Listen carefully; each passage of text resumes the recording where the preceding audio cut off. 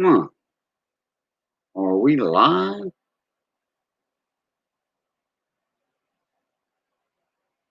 I think we are. Hey, hey, hey.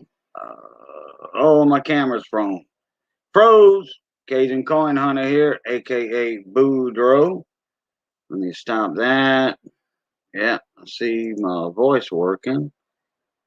And let's see if I can do something with my camera here. Wow. There's that one. If I can get my other camera back up. There we are. Okay. I was kind of confused there for a minute. Wow, all right. Well, we got that figured out. I was frozen. Usually I just stop the camera and turn it back on. I mean, not turn it off, turn it on, but whatever. Uh, I just stop it so y'all see my avatar like this. Or if I was on my Boo Luket, my lawnmower channel, gardening and cooking lawnmower repair channel, y'all see me in a cowboy hat. Dick Small Engine Repair, good morning. Bon matin, bon matin. Chayan, how you doing this morning? Good to see you over across the big pond. One of the big ponds. I don't know which one's closer. So, what's up, Dick Small Engine? What y'all been working on over there? Chayan, how y'all been doing? And I haven't hit a lick at a snake or at a small engine in a while. Wintertime, you know, wintertime, and then I'm in South Louisiana. And yeah, we still cut grass every now and then. Hope everything's all well with y'all, Dick. Small engines over there. Man, I haven't been. I've been missing mixed mowers on Saturdays. Around lunchtime, my time, and noon, 1 o'clock, something like that. He'll come on.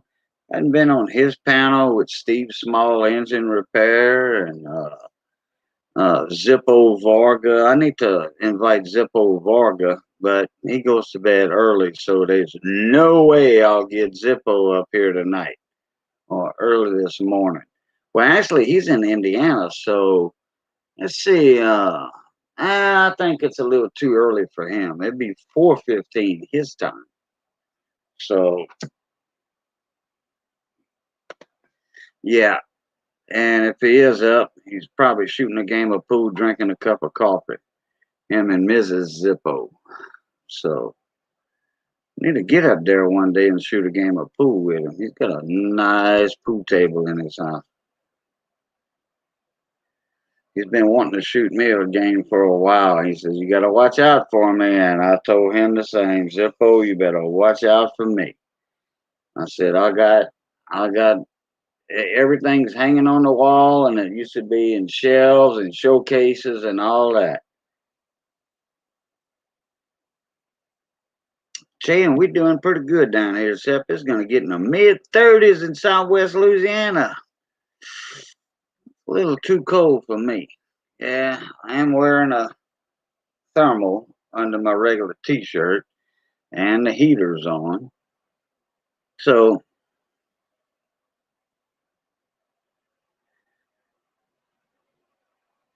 let's see. All right. Boom. I got a couple of links sent out. Dick Small Engine, do you want to come up in the panel? I don't know your email. You'll have to send me an email. And I can bring you up here in the panel if you want. We could talk shop if you want. See what y'all been working on over there. Because I see you on all the time, mixed mowers, you know, the the rest of the crowd.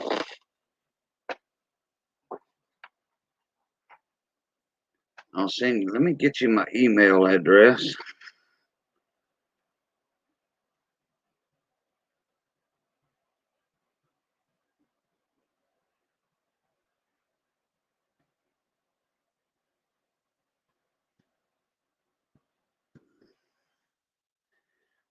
And there it is, Dick Small Engine.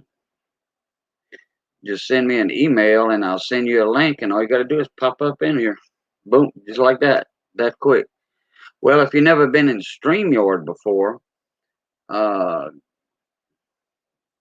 you don't have to start an account and all that bull butter and all that. All you got to do is just give them your email address. They'll send you a four-letter, one-time four-letter or four-word number password, passcode. And boom, you in. Just like that. You never have to do that again with the password. Like I said, I don't know if you're familiar with StreamYard or not. I've been doing StreamYard since they came out. Me and Roadrunner started that. Started a lot of people in the coin community and then the garden community on live streaming, because a lot of people were confused about live streaming, like I'm doing right now. It's easy, very easy. You can do it from a cell phone. You don't have to have a laptop. You don't have to download nothing. You on their servers, you piggybacking. I'm on a laptop right here doing this. I don't need all that big fancy all that. Now, I mean, this laptop has a lot of storage and RAM and all that, but you can go live from a cell phone. You don't need all that bull butter.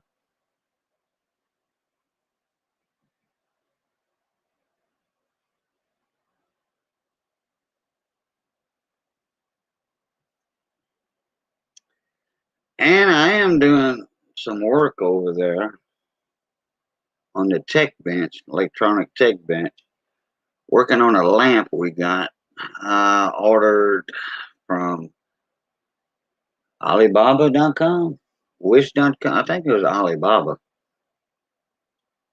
Touch lamp, Aladdin's lamp. The ones you touch, the light comes on low, medium, bright, then off. Well, the circuit board went out on the one we had after, oh God, 20 years, 25 years, something like that.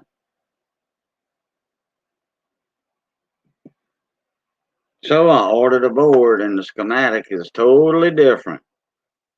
So I was picking up the schematic. I got most all the wires tinned up. Got my heat shrink out. All I gotta do is solder all the wires together and cross my fingers and hope it works. Never know about, but most all our stuff comes from overseas now. So Japan, Korea, KIA, all your KIA parts. The T part that was all Toshiba, like the TA, KIA, Japanese and Korean, and then Taiwan. That was all your best electronic manufacturers back then. Anything made in Japan, Korea, Taiwan, that was your best electronics back then. Besides Motorola. And Motorola was very, very, very expensive.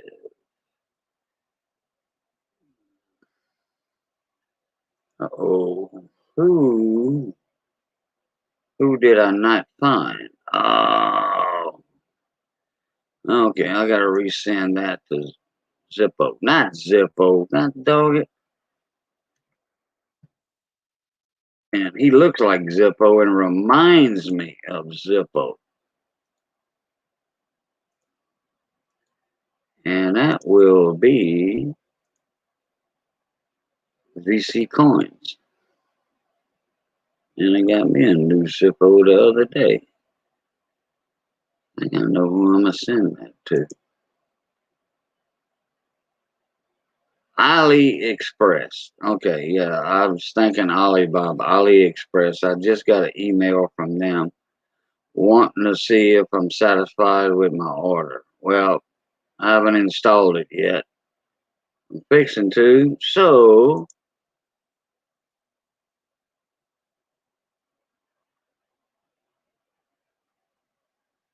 Then I'll send them a survey.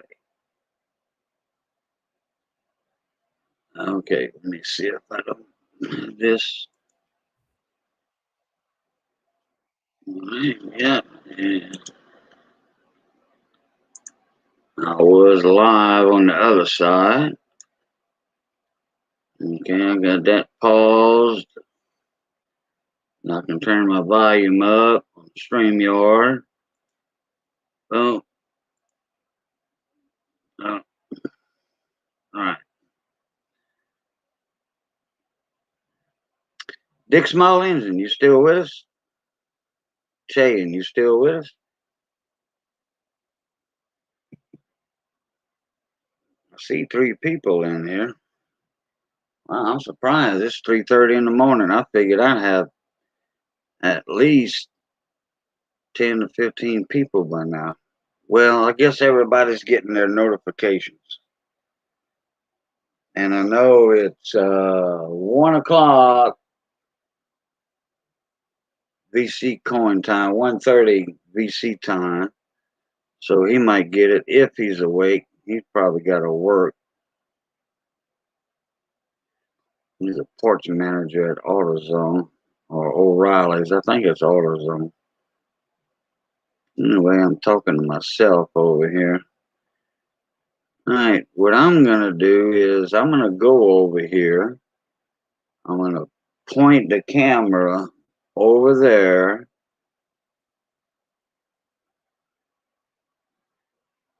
That way y'all can see me working and cussing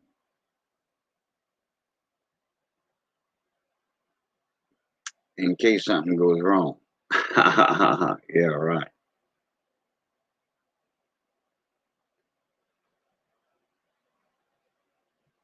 I'll do that in a minute.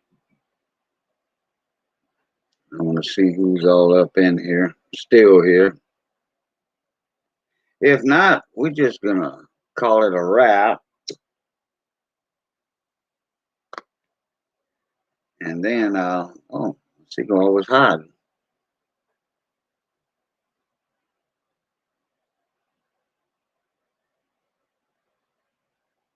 And if not, we'll just call it a wrap.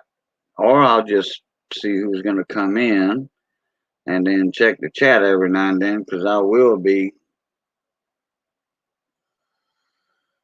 over there at the tech bench, the temporary tech bench, until the front room gets cleaned out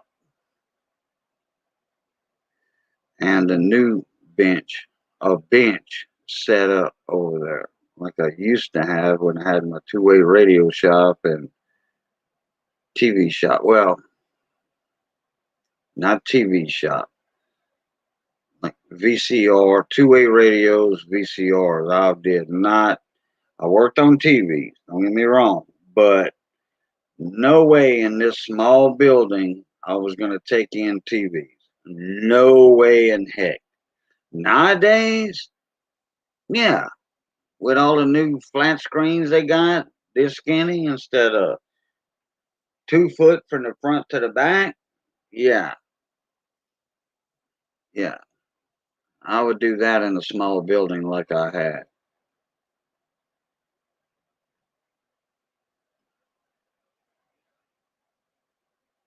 I'll tell you what, them newfangled TVs they got, them flat screens, oh, them things are a breeze to work on. Oh my God. I'm like, man, boy, this sure beats the old style TVs with the flux capacitor all the way around the picture tube and all that and everything. And literally, that's what it looks like, a flux capacitor around the TVs. And I forget the name of it. It's been so long since my uncle had his TV shop, and I was learning when I was a kid and stuff like that. Some kind of, I, I forgot the words for it, the term for it. But there was a tubing all around the picture tube, and it was all that stuff was very delicate, very delicate. And you sure didn't want to get your hands on that picture tube on the back port on the socket. No, no, no, no. Not with that flyback transformer in there. No, flyback in there. No, that thing would blow you off of it. Like Michael J. Fox got blown away when the thing went into the past. The time machine car, the Lamborghini or whatever.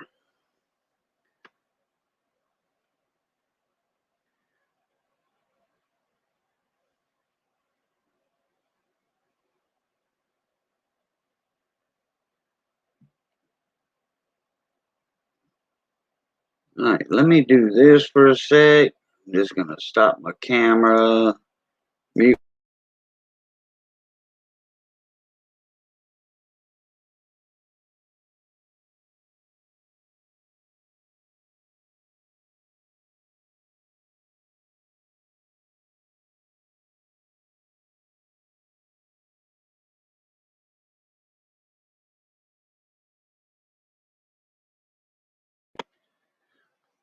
Luke Duke, what's going on, mon ami? How you doing tonight? Oh, this morning, bud. How's everything going over there? I was just talking about your neck of the woods.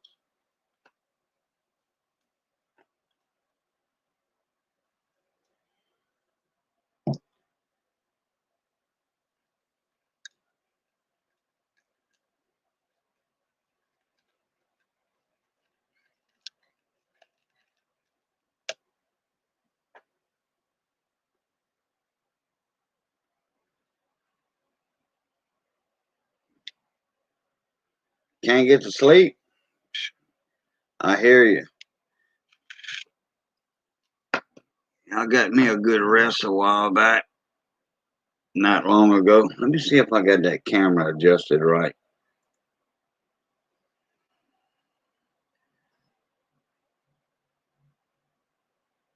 Almost. Almost. Now, if I point it that way, okay. There's the chair. Oh, that light's bright over there, huh?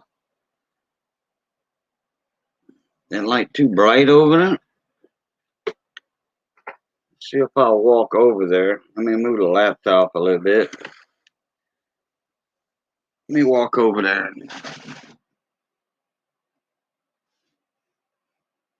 Let me turn the laptop a little bit. That's where I'm going to be at. Oh, I thought so. The laptop's going to be in the way.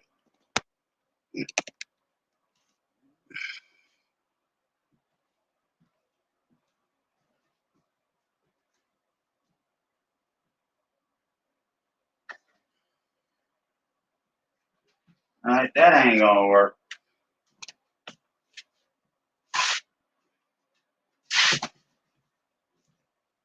That ain't going to work.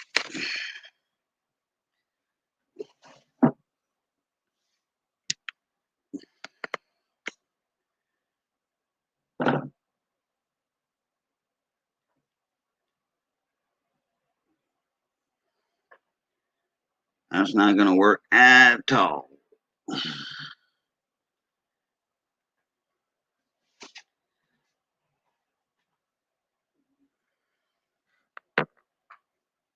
Let's see if I can change my camera. And put the laptop camera facing that away. Now you'll see me head on there. See if I can get that pointed over there.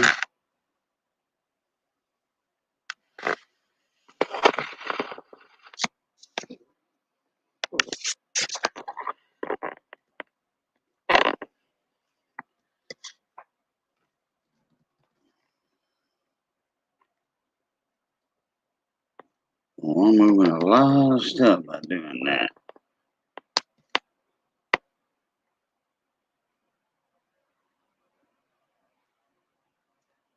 Oh, yeah, Luke.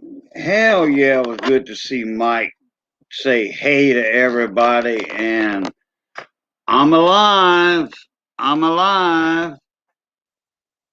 Okay, there we go. I think y'all better see me right there. And I did send Mike Badger a link. I don't know if he's freezing to death. Oh, well, he said he was in a friend of his apartment, so I seen him in two streams. Who was it? It was Ozark second.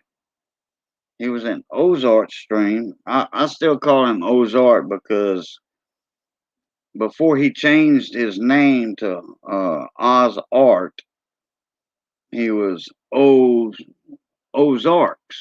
You know, Ozarks, like the Ozark Mountains. So he changed it to Oz Art. So I always did call him Ozark. And that's what he went by for a while. And then everybody started calling him Ozark, you know, which, you know, to each his own. You know, I still say Ozark. But he was on, where was he at? No, he was on,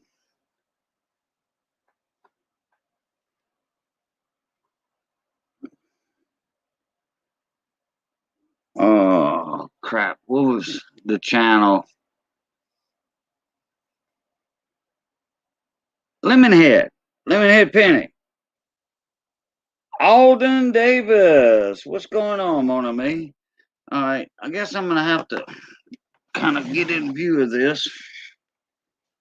And Alden, I'm going to send you a link because I need you up here as a co host, buddy. Let me send you a link, Alden. I got my tech bench over there and I'm fixing to work on and do the electronics inside of an Aladdin's genie lamp. All right, let me see. Let me hit compose. Okay, Alden Davis. I'll put you to work tonight. You like that? Okay, boom, boom. How you been, mon ami, Alden?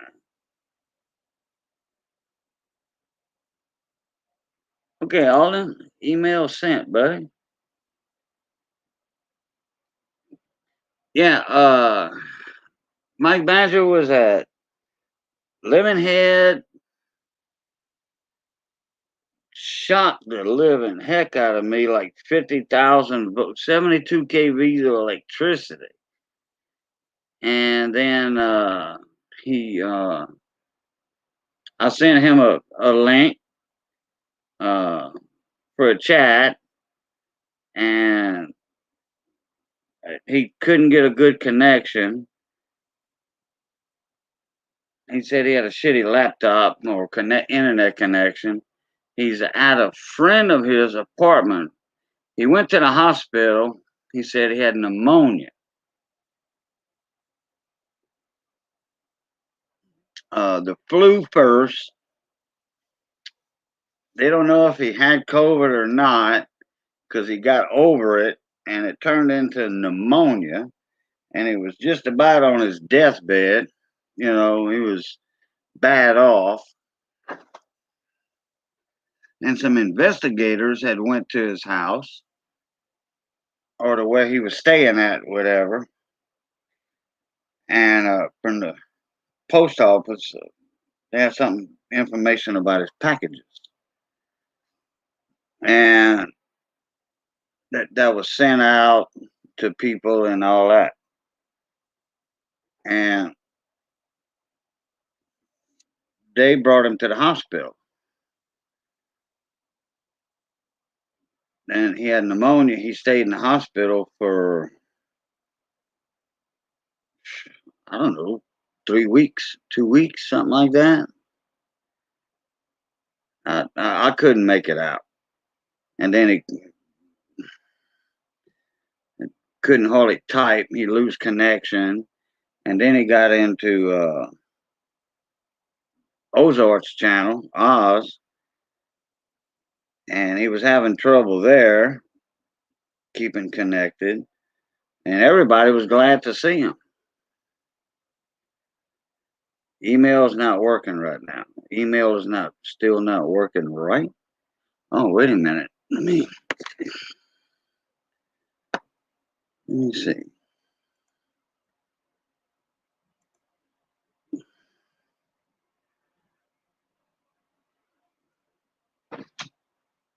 Address wasn't found for.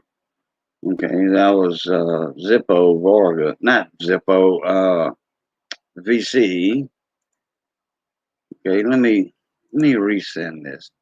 It might take a couple of minutes, Alden. It probably stopped at Casino Row in Mississippi over there. Alden Davis, got that clicked. Paste, StreamYard, paste, boom. Yeah, it probably stopped in Mississippi at Casino Row on the way up to your area. You know, it played the slot machines or roulette or something, blackjack.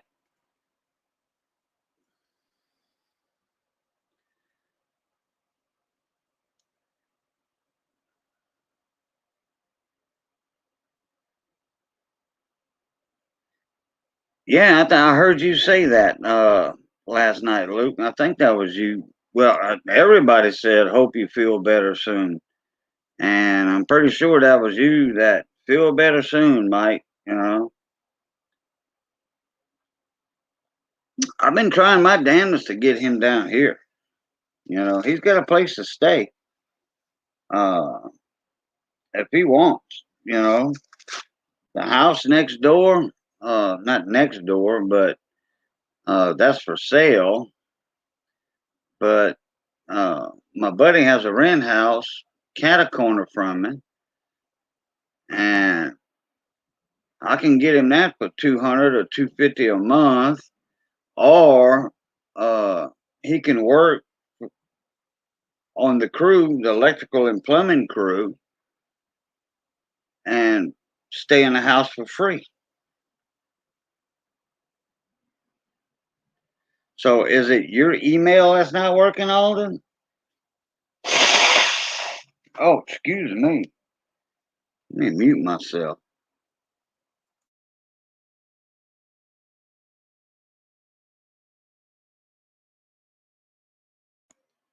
I did not know it was going to come out like that. Sorry about that, everybody.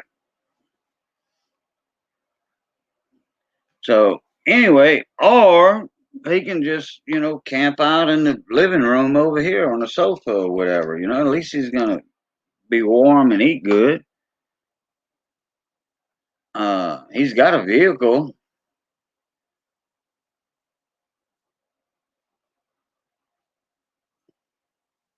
All he got to do is make some short hops. You know, he doesn't have to. I mean, I trust my vehicle to drive to Tennessee, and he trusts his to drive down here. But you know, just like drive 3 or 4 hours, stop, take a break, let your vehicle cool off, what have you. Yeah, Mike Banter's more than welcome down here.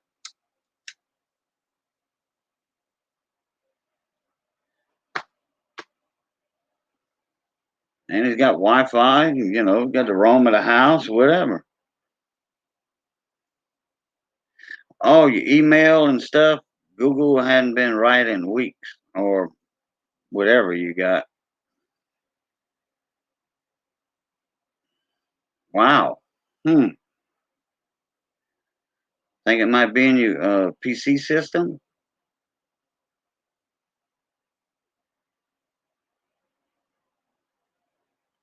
Every now and then I disconnect my cables and, uh, you know, plug them in, take them out, plug them in, just to break that oxidation off between the router and all that. You know, because even though this is a laptop that's Wi-Fi, I still use Ethernet cable. And that's coming from the router, which is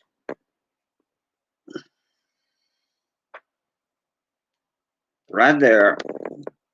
It's behind that yellow bottle. Right there. Well, let's see. That yellow bottle. The router and modem is right there. Yeah, I forgot the camera's kind of on this side. So, uh-oh. Dang old train. So, anyway, every now and then I'll take the plug in, out, and on all that equipment, I'll take it in and out just to break that oxidation. Because oxidation will set in over time.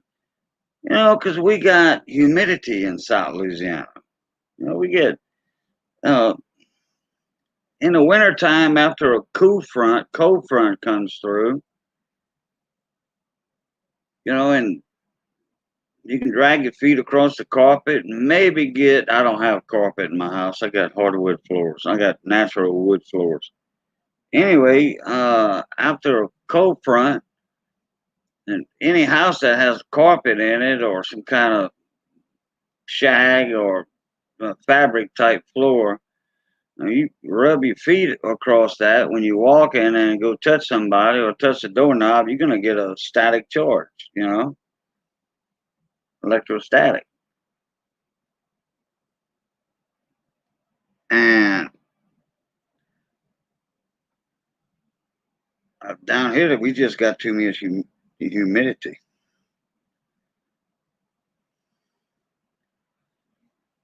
There's Lemon. What's up, Lemon Head? Yeah, Alden, let me put it in here right quick. And I'm going to erase it. I'm going to delete it. So hurry up and catch it. Hurry up and catch it. You too, Lemon. Okay, there it is. Lemon, Travis, Alden, catch it. Right click, open a new tab. Or just click on it. Because it's fixing to go away. All right, he got it. Kaboom. What's up, Mona? Me. Hey. All right, there you is. There you are. All right, now I want to make sure you don't echo. I've already killed my YouTube. Okay. No. I'm talking about echo from my speaker going into my microphone. Is my mic okay? No. Yeah. Oh, yeah. Oh, you fine. Hey, Travis, how you doing, buddy? Yeah, my email is just not working right, Cajun. I don't know what the hell's going on with it. And guess what? Yo, Trevosa. Looky here. Mr. Lemon. Lemonade. Hello. How's it going, Trav? It's one of them days, brother. Yeah, for me too, bro. Yeah. Freaking 5:30 in the morning. 5:30. Were we on together yesterday? It seems like it's Wednesday, right? Yeah, it's Wednesday. Or well, it's Thursday now. It was Thursday, Wednesday, but yeah, you were live with a auction or whatever last night. I jumped in at the last part of it. Yeah. I mean, I wasn't on your panel because you use OBS. Oh, you came in like literally like minutes before I was getting off. Yeah, like 15 minutes, and I said hi and all that. On Alden, right? He did a show and invited me over. So later that morning, I was still up. 5:30 in the morning, I go in the house, make some coffee, and it's all quiet, it's dead, you know. And I hear somebody knocking on my screen on my door. Fucking sheriffs. Oh, 5 days. I got 5 days, man, to get out. Oh, 5 days to get out of your house Yeah, with yeah, all that stuff you got. I know. that's crazy, Trav. Yeah, so I gotta get something going tomorrow. But yeah, but it's cool because the dude told me everything's different, man. And the COVID stuff, memorandums, it's a fairy tale. There's so many loopholes. My landlord, he just outright lied on the paperwork they filed with the court, and his lawyer filed it. And I trusted him. I've been here like 8 years. You know, he's always been a pretty good dude, straight dude. He knew my circumstance, what was going on, and I gave him cash every week. You know, I don't have a regular bank account. I do now. I went and got one, but I didn't have I wrote it down on a notepad. I got every payment I gave him, but it's no good. Yeah. But the old boy told me I got 5 days, so that's cool because it used to be when they came, that's the only time they're coming, you know? No, I know. Yeah, they threw your shit out in the yard. So wait, okay, you are in the old place you were a couple of years ago. I remember you moved out. I was gone for a while, and then but my wife and kids were here still, and then you stayed with your cousin for my uncle and couple of weeks or something, and so you're back in your old place. Yeah, I've been here since I came back on. Oh, okay. So maybe like what, 4 or 5 months, 6 months. Yeah, about 6 months. Yeah. So you've been paying your rent, and the guy all of a sudden just says, "Hey, I want you out." Well, no. What happened was I came back, and it was before I came back on to YouTube. I came back home, and I was bedridden because I had my foot was healing when they cut my toe off. Right, I couldn't put any weight on it. It kept ripping open. So me and my old lady were still going through it, and she, little by little, she kept like doing stuff that like 2 days would go by. So I had to get up. I had to go and, you know, just to the kitchen or the restroom, or so it was like I was doing what I could, and it wasn't getting any better. But make a long story short, she had already made plans, you know, like, and used me being bedridden, which smart, you know, like to like get it accomplished. So like one day came, it's like a Saturday morning, and I wake up and I walk out to an empty house, and my kids and my old lady, they're gone. They moved out of state, packed it all up in the U-Haul, took everything, and I don't even know where they live. And it's been 6 months later. So it was on the first of the month. So I haven't been making the money. My old lady's been the breadwinner for the last year. You know, I make money off and on, but you know, the last couple of years, my health has just I've been out of commission, you know, so normal. We're married, been married 20 some years. She got told the load for once. Heaven forbid, you know what I mean? Big deal. But she didn't see it that way, you know. So you diabetic? Oh yeah, I'm diabetic. I just was going through all kinds of stuff. Like I'm coming out of it, you know, like I'm on the mend. I'm like back to almost normal, and everything's been going really good. And I was behind, so I'm coming back to work, dealing coin, and I'm just getting back into it. And everybody, you know, like I was gone for a while. It took a little bit to get back to, you know, just like making $1. Well, I was 2 months behind, like instantly. And she stopped paying all the goddamn utilities 3 months prior. So my light bills and my water bill and all that shit, they weren't like $100. They were all over $500 each. So I got to peel off every month and a little extra on all those. I got all those down to zero. And I was giving him the rent, which is like $1,600, and a little extra on top of that every month. And I was knocking down the 2 months that I was behind, because it took 2 months for me to get back to like doing anything, you know, like I was healing up. And then my gallbladder blew. I get back Cajun, I'm doing everything's getting better, you know, I'm still not healthy, and my freaking gallbladder explodes, and I'm on the floor for a week. I couldn't move. My phone fell behind the bed in the wall. I couldn't dial 911. Almost died, man. That shit sucked. Okay, hey, hold on a sec, Travis. Hold on. Yeah. Matt 83, what's going on, my brother, mon frère? mon ami, and mon frère. That means my brother in French. What's up, Matt 83? He's passing LSU Stadium right now, southbound, in his tugboat with his his Oh, sweet. push, and he's in the Mississippi River. He's right there by River Road. He could see LSU Stadium where he's at because the river's high right now, naturally. I remember him. So he can see LSU from the Mississippi River, Does he have LSU that Stadium, one? and he's heading down to the Sunshine Bridge, and I guess he's going to dock down there somewhere at one of the piers, and somebody's going to pick him up and bring his ass home because he said trying to get to the hoose, trying to get to the hoose. Time for some time off. I think you. I remember you putting him live on your stream, Cajun, and he was on a big metal boat, and he was taking off down like it looked like a river. You know, I remember. Yeah, oh yeah, he was in. At that time, I think he was in the Intercoastal Canal. Okay, I just talking about shallow places and like you had to be careful. You had to know what you're doing. Or in the Mississippi, it was either the Intercoastal Canal, but it was in Louisiana, or the Mississippi, but because the Mississippi runs down there, and I know all the bridges, and I recognize that bridge he was fixing to go under.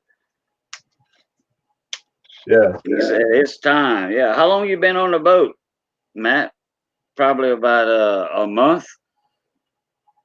Man, he used to be stuck on there 90 days at a time. That's all right, though. 90 days turned into a money, that money was adding up, but yeah, 90 days out on the sea in a boat. Nick Monar, what's up, buddy? Hey, what's going on with Nick? He's up there in Western Canada, like Big T says. Let me see if I can get Matt up here. He just might. Write it down. This is 2 of them. It's all to go to 14 on and 14 off. So 2 weeks on, 2 weeks off. That's like the oil fields. Work is very slow and doesn't look like it will pick up. That sucks. But 2 weeks on, 2 weeks off is, I mean, like anything more than that is like not normal, right? Like I remember my old man working 3 and 1, but that's when it was, it was like overtime. It was like too much. 2 weeks on, 14 on and 14 off has something to do with COVID. But. Well, yeah, it being slow. 14 on, 14 off. No. That's all field for you right there. Okay. New Orleans, Memphis, cool. Yeah, I mean, slow work is better than no work. But I know that doesn't help. You know what I mean? Like hearing that, you just try to say something positive. That's all. We normally work 14 and 7 off. Okay.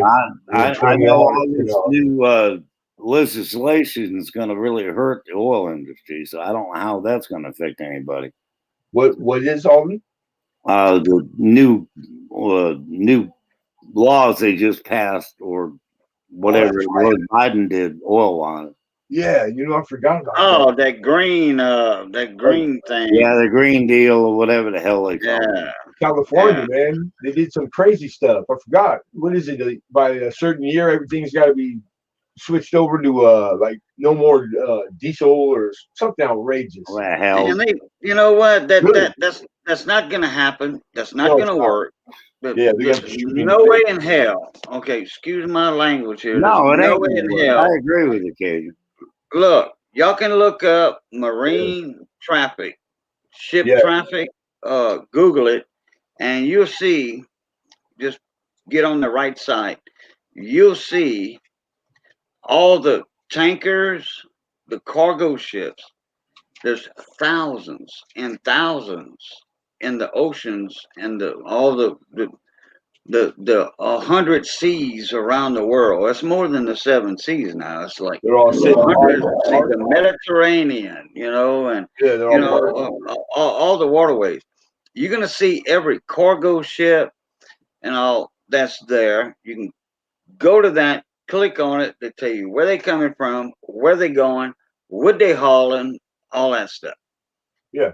And there's thousands and thousands. How you gonna run that on batteries? Yeah, really. Hey, Hey, I bet the people before they had motors in boats, they probably were go, how you gonna run that on that black stuff that comes out of the ground? Hey man, technology, it's like every generation thinks that we've topped out and that you couldn't possibly add, you can't fix it, you can't invent a better mousetrap, and we always do, brother. Yeah, you know Hey what? man, they're talking about flying to the well, damn hell, Mars. That's just crazy. guys, just look at the ship that's in the Great Lakes. Not even the ocean, just the Great Lakes, for God's sake.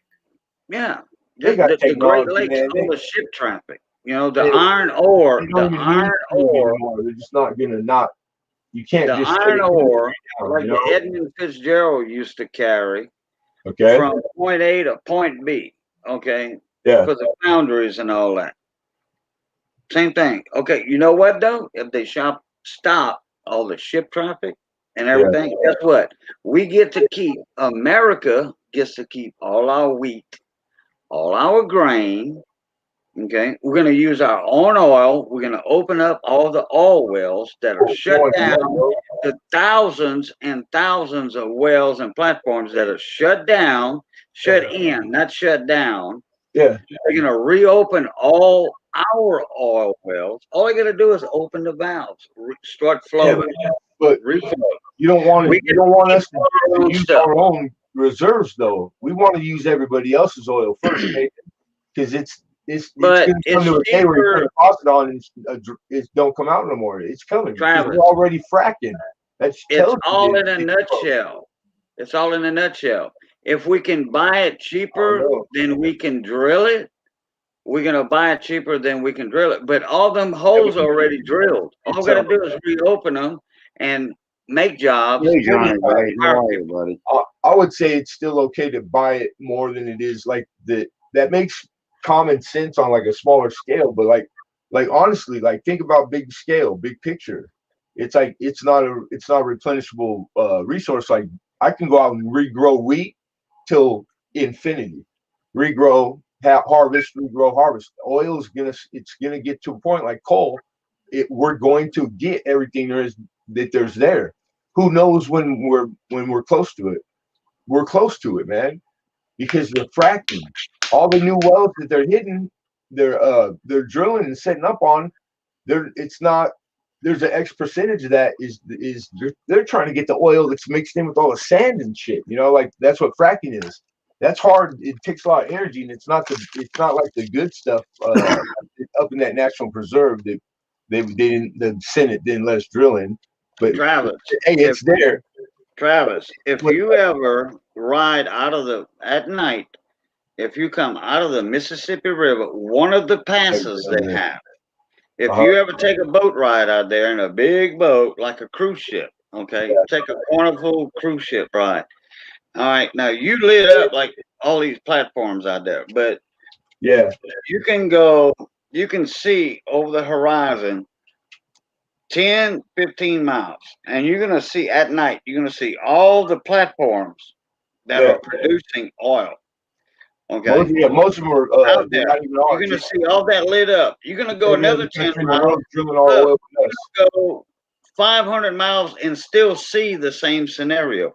There's thousands and thousands and thousands out most there. Of them are Russian and a lot of those are not producing because they shut in. They just got the valves. Well, that's OPEC. When they shut down, it's because OPEC shuts them down. The drillers, neighbors, or whoever, they can't just go out and drill when they want. No, they shut in because we're buying it cheaper than we can produce it for ourselves. Yeah, man, that's you being responsible and taking the whole blame for it, right? I mean, like, real, that's admirable. But I don't believe it to be the case, and they get caught a lot. It's controlled and it's regulated and it's manipulated by OPEC. The government uses OPEC like as the middleman, and then they preach it as in like it's because they do this, and they try to make it sound like it's something good, and sometimes they do good, but it's they use OPEC to manipulate the price per barrel crude, and they don't follow basic business and mathematics of supply and demand ever. You know what I'm saying? I paid more for gas than all y'all, and I'm right here by the fucking refineries. They're right here. I'm in California, Southern California. I mean, those suckers blow up every once in a while. Trav. The slope for 30 years. He's like famous in oil. Trav. What? Let me get a word in edgewise. Well, if you were doing that, I would have finished, been done already. You're trying to stop. Number one, I think closing the oil pipeline is a bad thing to do. That's what I had to stop for to hear that. No. Let me finish. Damn it. Let me finish. Because I think it's the safest, cleanest way to bring it in the country. That's number one. Number two, if you're going to go to battery and charging batteries and all that stuff, you're using electricity. How are they producing electricity? With fossil fuel. Duh. The batteries okay, that's my opinion, and I'll shut up now. How are they gonna mine the minerals for batteries out of the ground? All that comes out of the ground for batteries. Oh, I get you. Like, you guys are going to far extremes. Like, I get it, and it's a real question, but it's like it's absurd to think that all of it will go away at the same time. Of course. Oh, no, it's not. It can't. Like, even if the whole world said yes, we vote and we're all on the same page, we couldn't even accomplish that if we tried. It'll be phased out. Things will run their course, like, naturally, whatever it is to be. But the not fighting it or fighting it, it's like that's where your experience, how bad or good, that's where it's gonna lay. It's gonna lay in did you fight the progress because you were going to lose against progress in history. History tells you that. It preaches it and it proves it. Progress will keep going. What's up, Rick G? Rick G's in the house. But the world is tougher than they give the world credit for.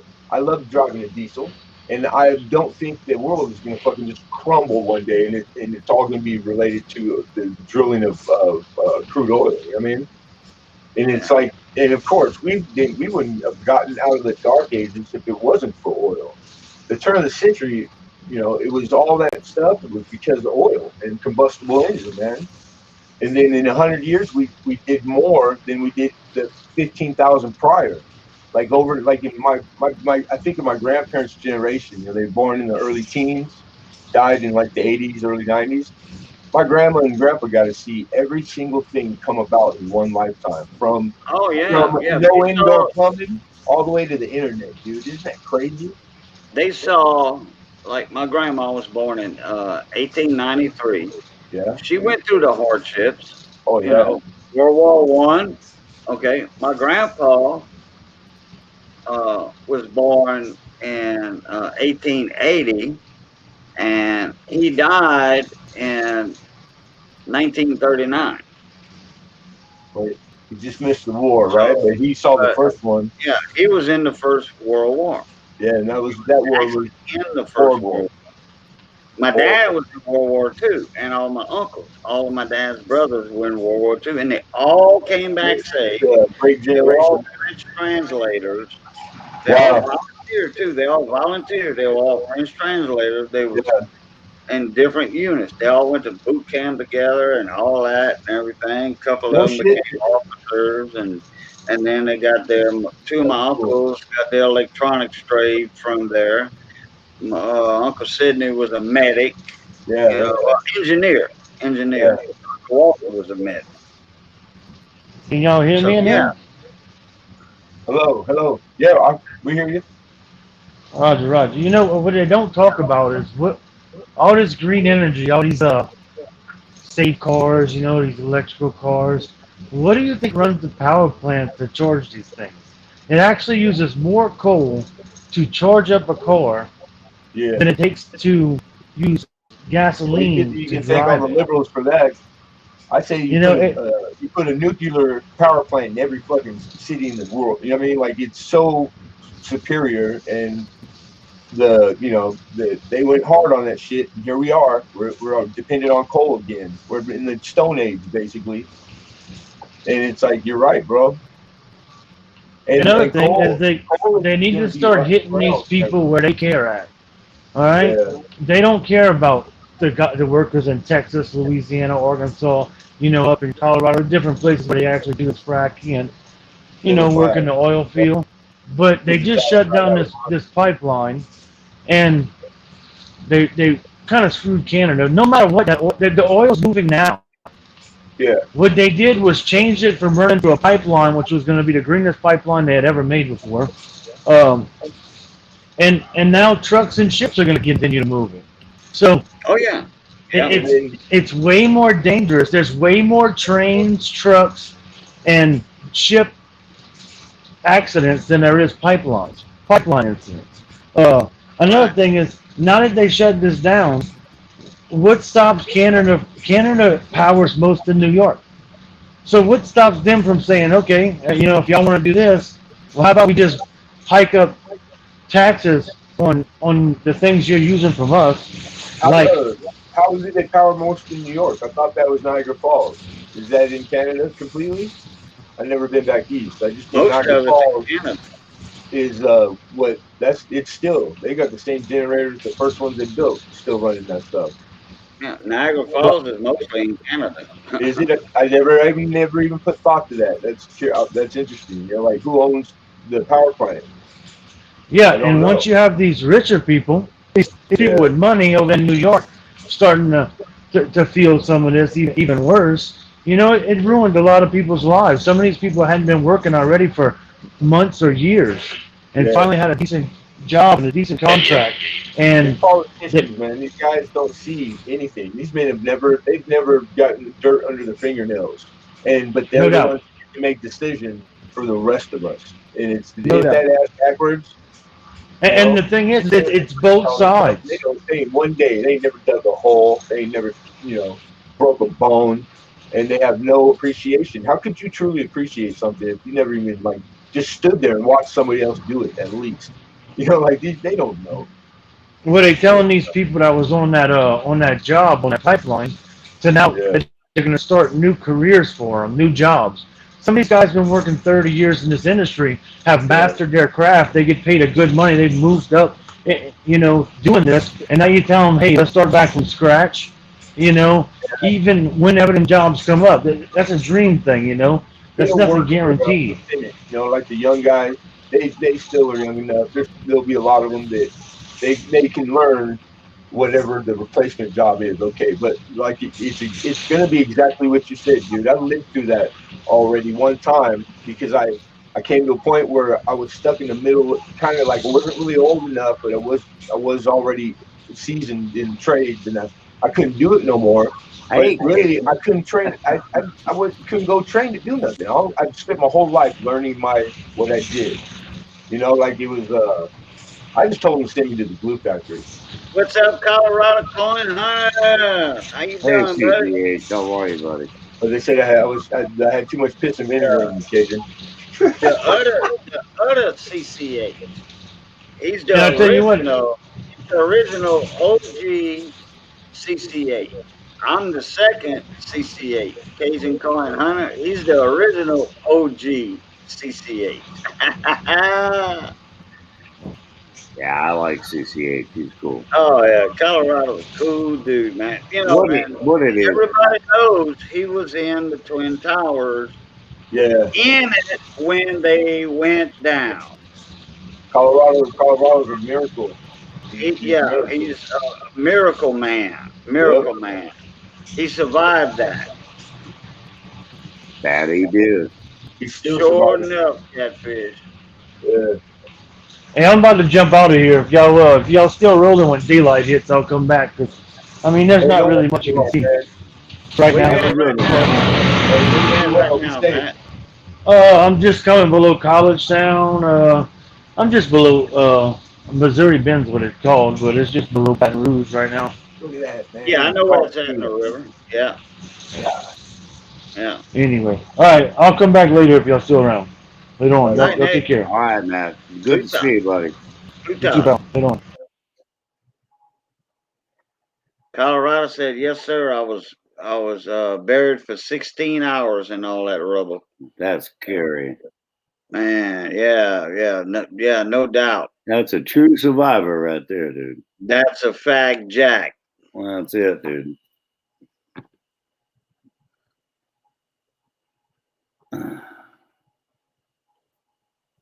Yeah, man, the oil stuff, right, Cajun? My father, he went up in '82. No, he came back he was in Saudi Arabia in the early '80s, and he went from Four Corners down here in Bakersfield, and then he ended up in the Northern Slope. That's like the top of the oil, you know. So he's up there, and then they ask him if he wants to go overseas, and he does, and he goes to Saudi Arabia, and he spends a couple of years over there. And that's when we taught the Saudis. We set their whole thing up. They didn't know how to drill the oil out when Yeah. they Hey, found it. wait a minute. Yeah, I was fixing to say. Yeah. I want to interrupt you for a minute. Oh, go ahead. For a second. Do you know? I got a question for you. Do you know who discovered oil in the Middle East, like Saudi Arabia and all that? Do you know who discovered the oil? No, I don't think I do. United States of America. United States. Okay. Who was We out were there? drilling. We were trying to find water For them, but I don't know if the geologists knew this or not, quote unquote. But that's interesting. they hit oil instead of water. Guess what? You think that Americans made the Saudis rich. Telling them, but we knew we were looking for oil so that they could find their own oil by getting them there, knowing they had a long game. The end game is because we're going to get that oil. Because we were actually drilling for water, right there. Water for them when oil was discovered in the desert. Yeah, because we were in Saudi Arabia. I don't know where it was at, but we invented it. We've been doing it longer than anybody. So they would have hired American companies to do it. They were the only ones who could have done it, huh? Yeah, because it wasn't all rich at the time. Want to see something cool, Cajun? I'll show you something cool, man. Hold on a second. You get a kick out of this.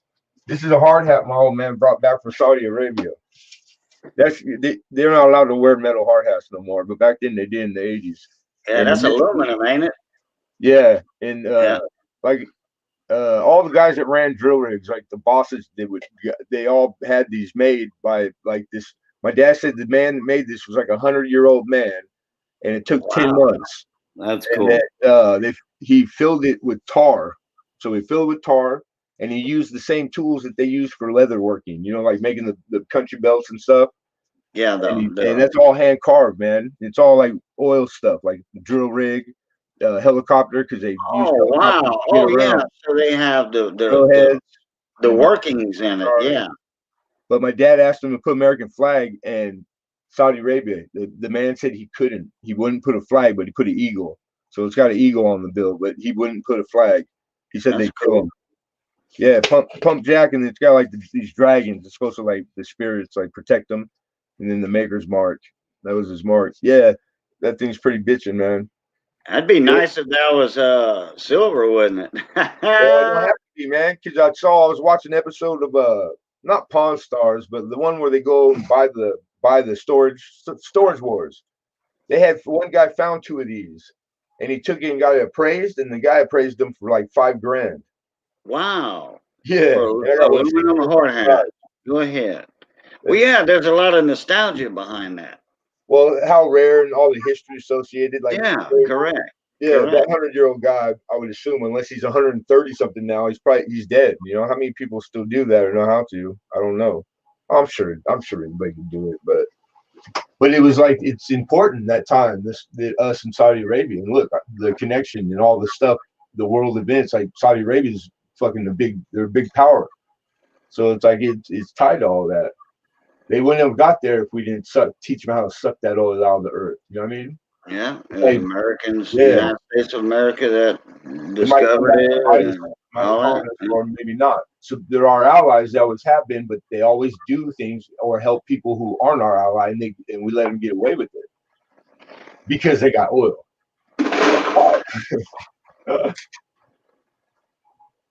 I'm all for using up oil that's not here because that's just logical, and because the world's a mess, it's a hotbed. It will always be.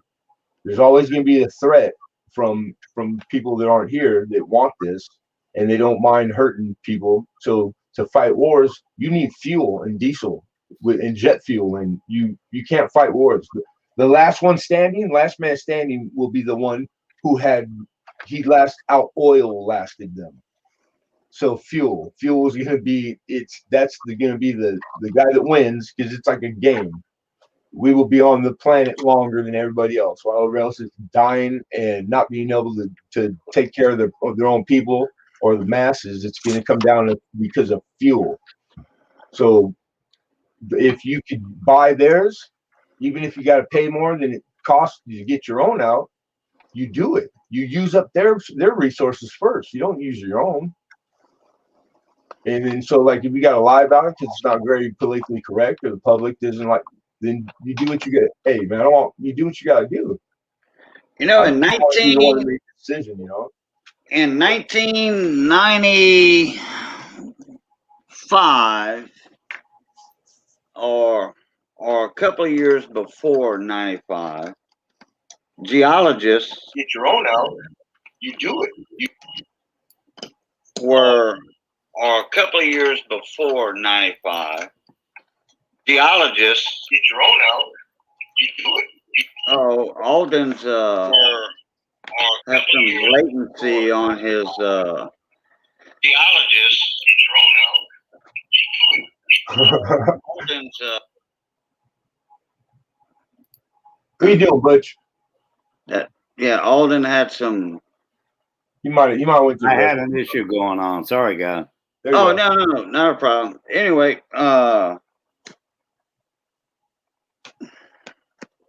around, okay, I know for a fact in 99, I had a buddy of mine, my brother-in-law's brother. So he was like a brother I love. Whoops, hold on a sec. There's our buddy, VC Coins. What's up, mon ami? Hey, buddy. What's going on? How are you, VC? Hey, Travis. Hey, what's happening, up, man? Hey, Good to Alden. see you, dude. How's everybody tonight? How you doing, Getting man? ready to go to bed here in a little bit. Got to get up and go to work tomorrow. Can't go to bed, man. Somebody So- got to work. In I think it was 98, 99, a buddy of mine went to work for, I think it was a Seahawk or Sea Raven. It was a expediting company, and he was an expediter for offshore work. Yeah. And the geologist, and he showed me the maps and all this. The geologists, the surveyors and stuff, found an old ancient riverbed out of the Calcasieu River, which is the Calcasieu Ship Channel that goes into Cameron, Louisiana, where Hurricane Audrey in 1957 went up and all that. Anyway, all the way up to Lake Charles. There's an ancient riverbed that was dry land at one time, 100, 200 miles offshore. They said there's more oil under in that area than anywhere else. Oklahoma, North Dakota, South Dakota. They hit that national park, the north of Alaska, compared to that, and they all did the the same oil thing. under that area in the Gulf of Mexico.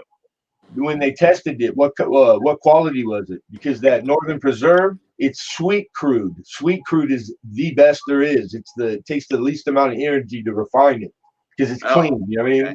Yeah, you're talking about the gravity weight of it. It's probably 90 gravity. Yeah. You know, man. So we have those types of reserves. Our reserves are bigger than Saudi Arabia's. You know, like Travis said, tell us all this stuff. Like Travis was saying earlier, you know, use everybody else's shit up before we use ours. Because my uncle, for years, worked for PG&E in California. Yeah. He said they drill, they cap, they drill, they cap. They Yeah. drill, they So it's cap. ready to tap to put a They head have on. tons and tons and tons of reserves. Yeah. And what they do is they don't use it. They buy overseas. Yeah. And they use everybody else's reserves up. And then when it comes I down mean, to the we end of use it, some of our native oil. You know what I mean? But the percentages. It's like foreign oil, man. It's like we might have been getting away with it for a little while. All these little like things, little conflicts, and like people were dying against shot. It's war, but they don't call it war because it's X 1,000 people. Like a mountain's only a mountain if it's 1,000 foot. Like it's like that, right? But we're always out there, everywhere in the world, and it's because we're out there either starting a coup, getting a guy in power, or taking a guy out because that asshole will sell us the oil. yeah, It's all for the oil, every single one of them, man. But it's smart. I mean, if you're gonna do something that you're not really proud of, but it's necessary, what would you label it? Hell, I mean, you might as well go for it all. We're the good guy. We're the ones policing the world, and we're the ones running to help the people that need help. And gotcha, Cajun. but it's really, maybe it might not be the case. It doesn't necessarily mean that it's wrong though, because we have more reserves than people even know, man. Oh yeah, man, hell yeah. But it was like, I remember at the time Bush was for drilling in that national preserve, but it's like where I think it's like elk migrate through there, and it's beautiful. It's like untouched land, right? But it's way up by the northern. It's like it's not really habitable. There's no people living up there except for like people like people that are like live in the wild. Not everybody. And it passed the House. The House passed it, and then it made it all the way to the Senate. In the Senate, it died in the Senate. So it's like all the planning and all the testing, they did all that. Well, at that time, that's when they found all that natural gas, and they wanted to pipeline it all the way through Canada to down here to the States. But you had to get Canada's permission, the whole nine, and then they were fighting it down here. And so everything I was reading in the news, because I'd go up and visit my old man a couple of times a year, spend a week or two in Alaska, and then come home, So it was a trip I was going on, and that was current events. So I remember we're having a conversation, and I go, "Yeah, man, I hope they do that so natural gas will be cheaper because you guys all that." I go, "But they're not going to let them build it." My dad goes, "What the hell are you talking about, boy?" He goes, "You think the oil companies wait for permission?" He goes, "We finished building it 3 years ago." He goes, "It's in the ocean and my father worked on it." He goes, all the laws." He goes, "Fines." He goes, "They pay the fines and they laugh. It's not even a big deal. No one, they don't get in trouble. Who the hell polices the oil company?" Right. Yeah. So it's like ready. this, It's at the border, ready to go. He goes, "It's going to be done." So it's like, he goes, "Everything's done like that." It's like this Keystone Pipeline that Biden put a stop to. Yeah. What a fucking idiot. But, Keystone Pipeline was a pipeline from Canada down to Texas or Oklahoma, I mean. Uh-huh. And the Keystone Pipeline is a life savior for the United States as far as jobs. Yeah. But I don't know too much about it. Well, Keystone Pipeline comes from Canada all the way down to Oklahoma. So, I mean, just all the way that distance, it's putting, I could only guess how many men to work every mile. 11,000 jobs. Yeah, that's a lot of jobs. So Biden, on his first day, he did an executive order to kill the Keystone Pipeline. Man, who was he? He was the vice president to who? Obama. Okay, I was just okay. Now, when Obama sworn in and took office, do any of you remember one of the first things he did out there where you're at, Cajun? All those platforms, the drill. He took all the leases, and the leases stopped, and a shit ton of American-owned companies that they had been out there for 90 years. These are like mom, pa, self-made. They were the drillers and the contractors and all the contractors that supply the industry. Like this is lots of men's jobs. And he shut it down for a while, and he used OPEC. And then when it came to where they were going to give 30% of the leases back to start drilling, he did not give one American company a lease.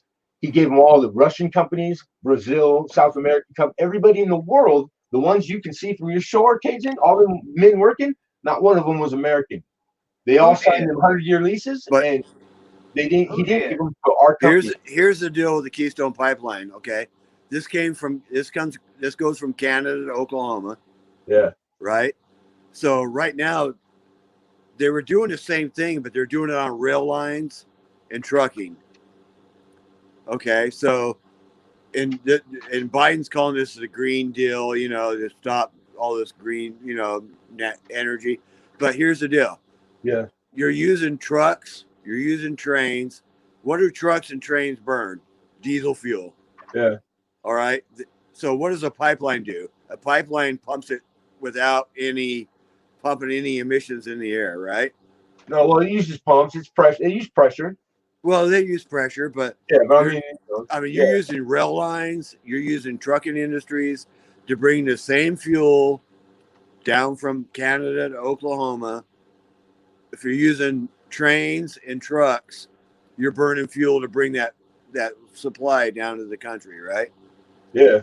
But if you have a pipeline, you might be using a lot less energy to pump that fuel down to Texas. It's the whole thing. It's like the whole thing itself is exactly what we're talking about right before. It's right there in front of us, and it's our topic. And everybody's missing that a pipeline. It's an actual pipeline built to oil that's not coming out of our own ground. You know what I'm saying?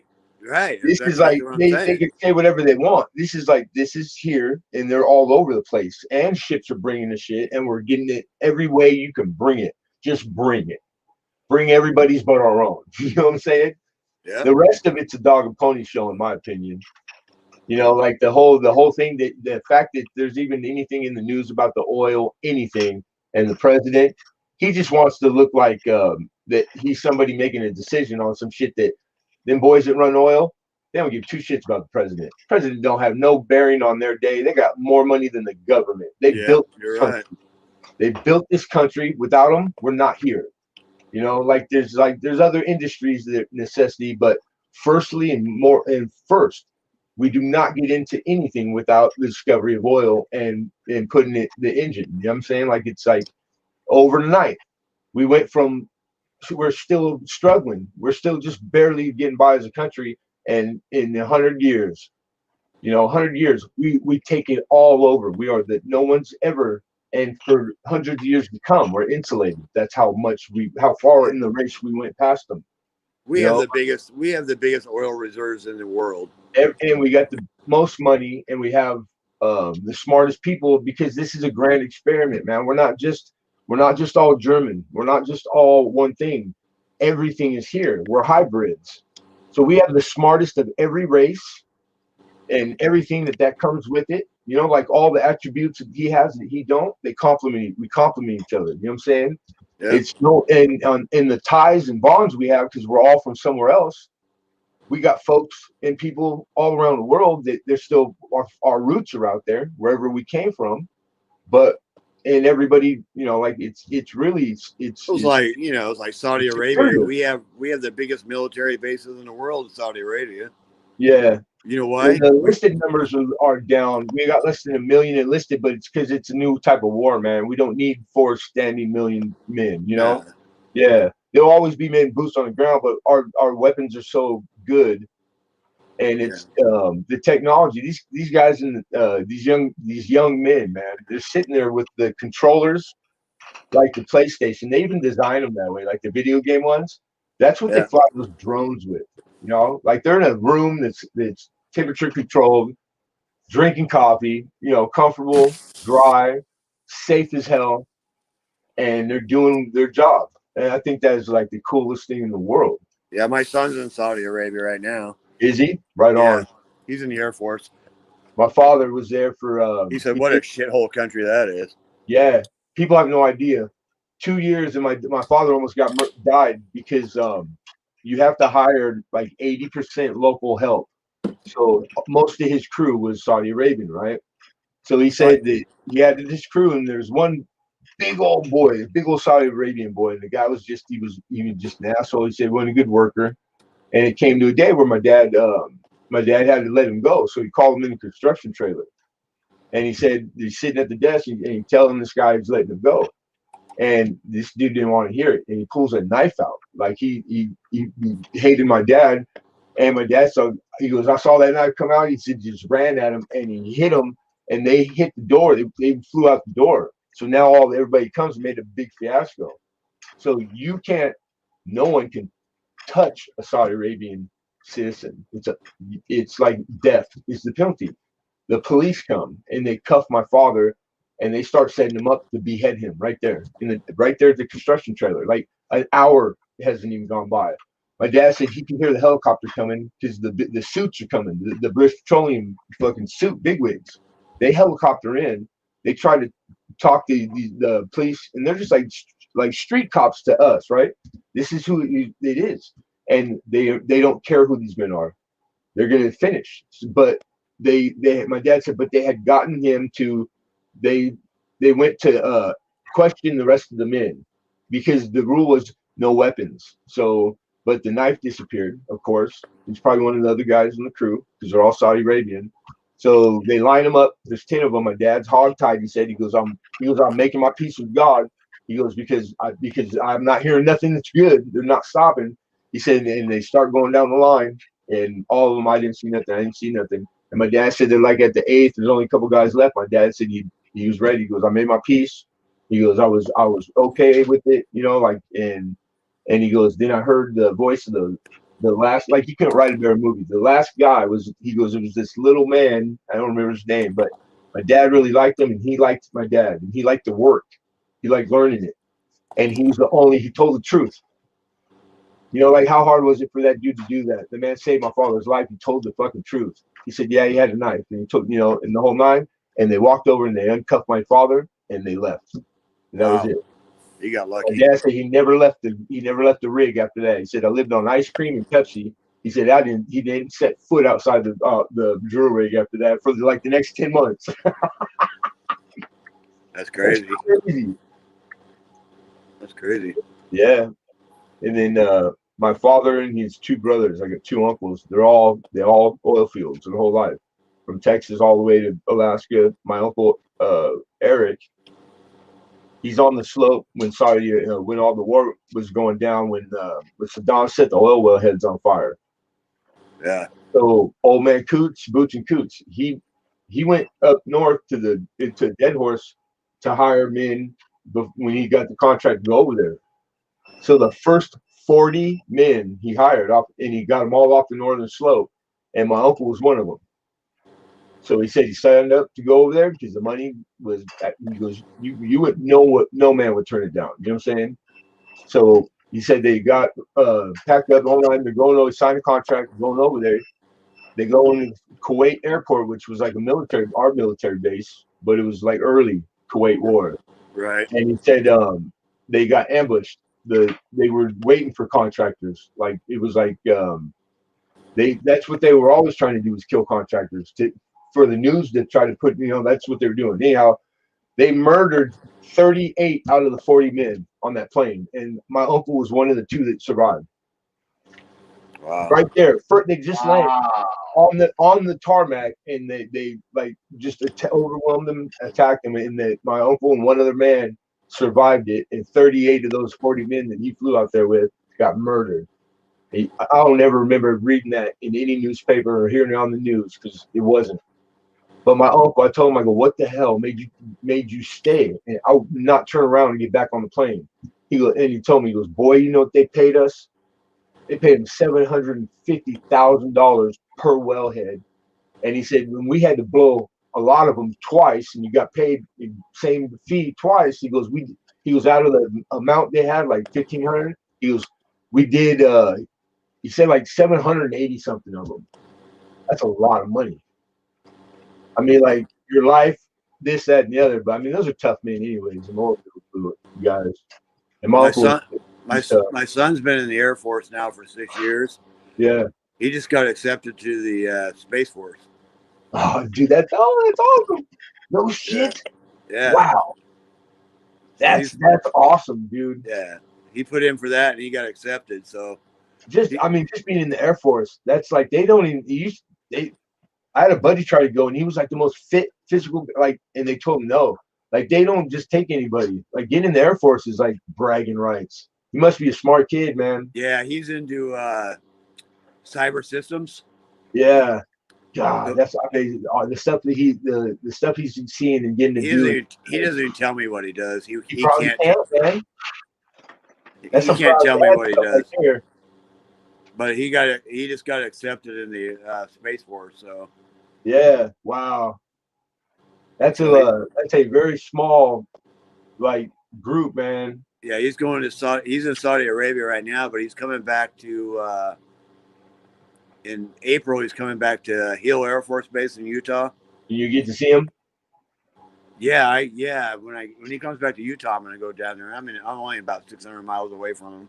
Yeah. So I'm gonna go see him, and then it's gonna be about 8 months, and he moves into the Space Force. Right on. But he'll either go to California or Florida. I wonder if they send him to Cali, he'd probably be over at JPL. Yeah, I worked at NASA for like 3 years at Jet Propulsion Laboratories in Pasadena. It's big. It's where they do all the there's like 300 buildings on lab. Each building, one building. It's for everybody in there is working on one satellite up there. Galileo, all worked in every building. I've seen some cool shit up there. It was probably my funniest. They do some weird shit, man.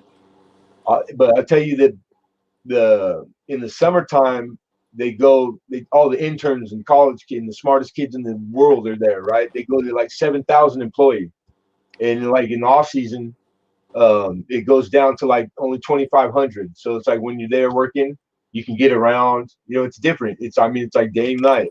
But the summertime was cool because it was a pain in the butt for us as contractors doing work, getting around, taking stuff in the building because of the sheer amount of people. But the buzz, the energy, the stuff that was going on, it was like history making every day. So like I'm just some dumb carpenter, but I appreciated it. I knew what I didn't know, knew what it meant, it was something else. It's my most fondest memories work wise. My son likes to travel, so like I say, he's in Saudi Arabia right now. That's cool, man. And he was in London before, and he's been in Germany. Yeah, Germany is the biggest one in Europe we got. He says, Dad, he says, I like to travel. He says, but if I go into the Space Force, it's going to be back in the States. Yeah. He says, he says, I won't be able to go out of the country. So he was kind of debating if he wanted to go into the Space Force or not. He said, because I like going out of the country, but then he decided, you know what, I'm going to go for it. So.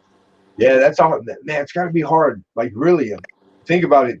You stay doing like you can't put how much money if he was a civilian to do that? You would have to be a millionaire to travel like a guy in the U.S. military. Oh yeah, they go everywhere. Yeah, so it's priceless. Like that, it's something that he's giving it up potentially for how long, maybe ever, or it's to be a part of something that they'll be reading about it like generation after generation after he's gone. Yeah, he said he was kind of torn. He says, I like traveling around the world and going to different countries, but if I go into Space Force, it's going to be back in the United States, period. And I go, well, son, I says, that's the decision you're going to have to make. You know what I'm saying? Yeah, because he has to live with it. And he says, you know what, Dad? He says, I'm going to go for it. I'm going to go for it. And he got accepted. So, you know what? And like that's an easy call. That's the hard decision. Your boy he chose the harder and sacrificing something he's already got good. That's some righteous. Yeah. That's like most 9 out of 10 guys. I would guess they would probably not do that. So you're right. That's kudos to you, dude. You raised that boy, or did you buy him off the shelf? I just told him I want one of those Space Force patches. Yeah, there you go. There was a gift shop. We called it the gift shop on lab. Yeah, gift shop, exactly. Only employees, NASA employees at JPL, and all the different contractors. They were 3-year contracts, electricians, carpenters. So, but we were allowed, and so they sold all the stuff that was NASA that only the people that worked on these things, like the satellite that they sent up whatever year in its name. They made stickers, shot glasses, and I would always go in there at lunch on payday and try to get something, like small things at a time. The stickers were like, even the employees there, they collected them because they knew they were rare. Like Right. they would only make so many of them because 100 people worked on the project. They didn't make 10,000 stickers. They made them for them and their families, but they always a bunch of them made it to that shop, and I started collecting them, and I didn't think nothing of it until like somebody saw them once, and they went ape shit over, and they told me like, man, you could sell those on eBay. Like people would pay a lot of money for them, and I never did. I still got them somewhere. Yeah.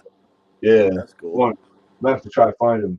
Yeah, it was cool, man. And I gotta go all around that place, that mountain. It's like cutting into a mountain, and it's the 300 buildings are just what's on the map because you need a map just to be in there to get anywhere.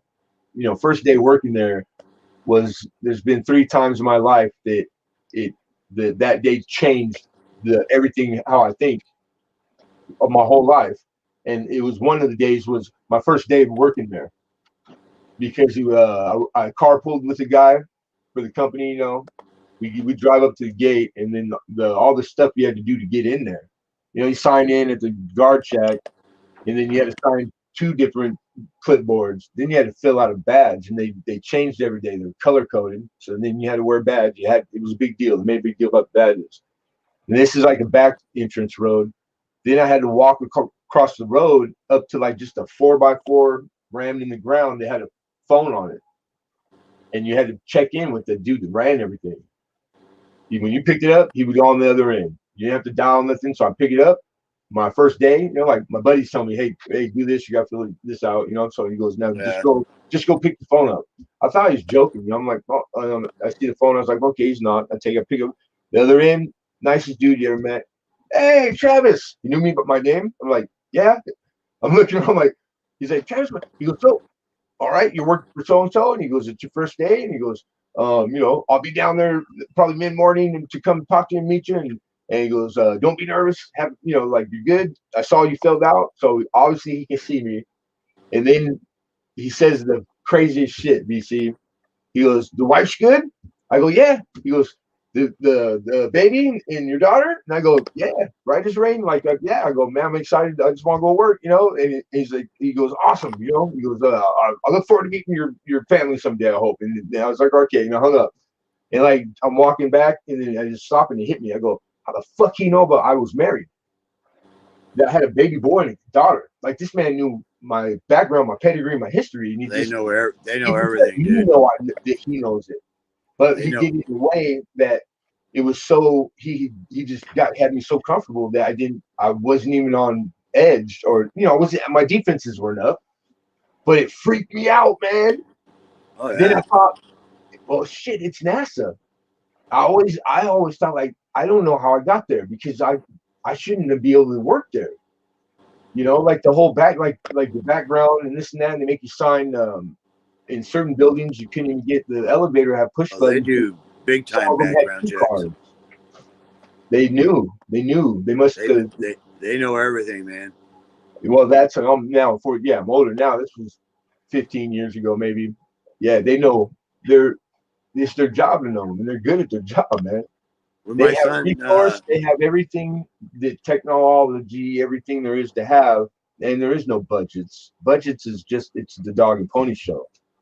The matter of fact, the military budget, it doesn't even come out of GDP. Most people don't even know that. No one knows what it is. No, it does not come out of the money that's collected in tax, whatever it be. At the end of we lose money making this. We're good at managing whatever it is. Everything comes out of that fund. Everybody, the pies get made out of. Well, everybody just assumes the military budget comes out of that. It doesn't. It's a black budget.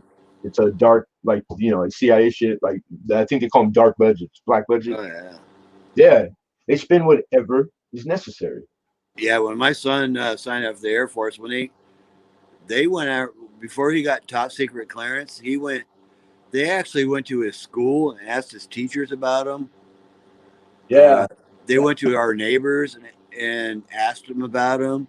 You found out? Because that's like, because I would assume that they tell them not to like let you know that they're doing that too. Yeah, my neighbor actually come over and told me they said they came over and asked me about your son, what kind of person he was. And wow, that's crazy, man. They said it was kind of weird. It was like before he got top secret clearance, he had to go through some weird shit.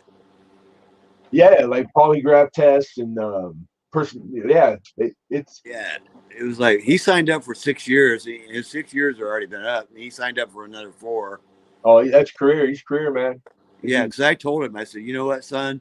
I said, listen to your dad for one. If you don't listen to your dad once, listen to him this time. Yeah. Stay in for at least 20 years and get your retirement. Oh yeah. Because you'll have it made. After 20 years of the stuff your boys doing, already done and about to do. Yeah, I said, you have top secret clearance. You can probably go to get a job. He's going to be one of those men that he comes out with, like, he'll get offered, they'll be diving for him to be. Yeah, I said, you can go to the Pentagon. He'll get paid just for his opinions and for his knowledge. He'll never have to work a day in his life, and he'll make more money than everybody around him just for them to pick his brain.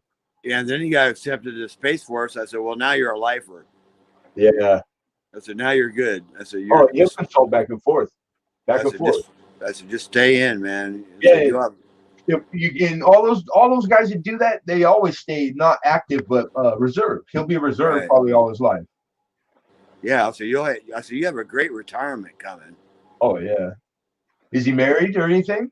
Nope. He's single. Oh, dude, that's sweet. I didn't want to say anything until he gave an answer. Like if he's married, like that's good too, but not married, better. Yeah, he's pretty smart. He has a girlfriend, he's smart as hell, man. He's not committed to getting married to anybody right now.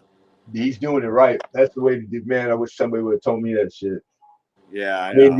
I'm the same way, man. Kids, Travis, I go back to I was born in '59, so yeah. I'm an old guy, so I made a lot of mistakes in my life, but yeah, I have too. Yeah, but that's the thing about mistakes; they don't define you. You know what I mean? Yeah, you can't go back, but you can go forward. Yeah, but you can right your wrongs by not committing the same mistake twice. That's why I try to give my son advice. Don't make the mistakes I made, man. Just do it. Learn from my mistakes. Hell yeah, I tried. And you know what's funny, man? I did the same shit. My kids did everything I told them to do. They did the total opposite.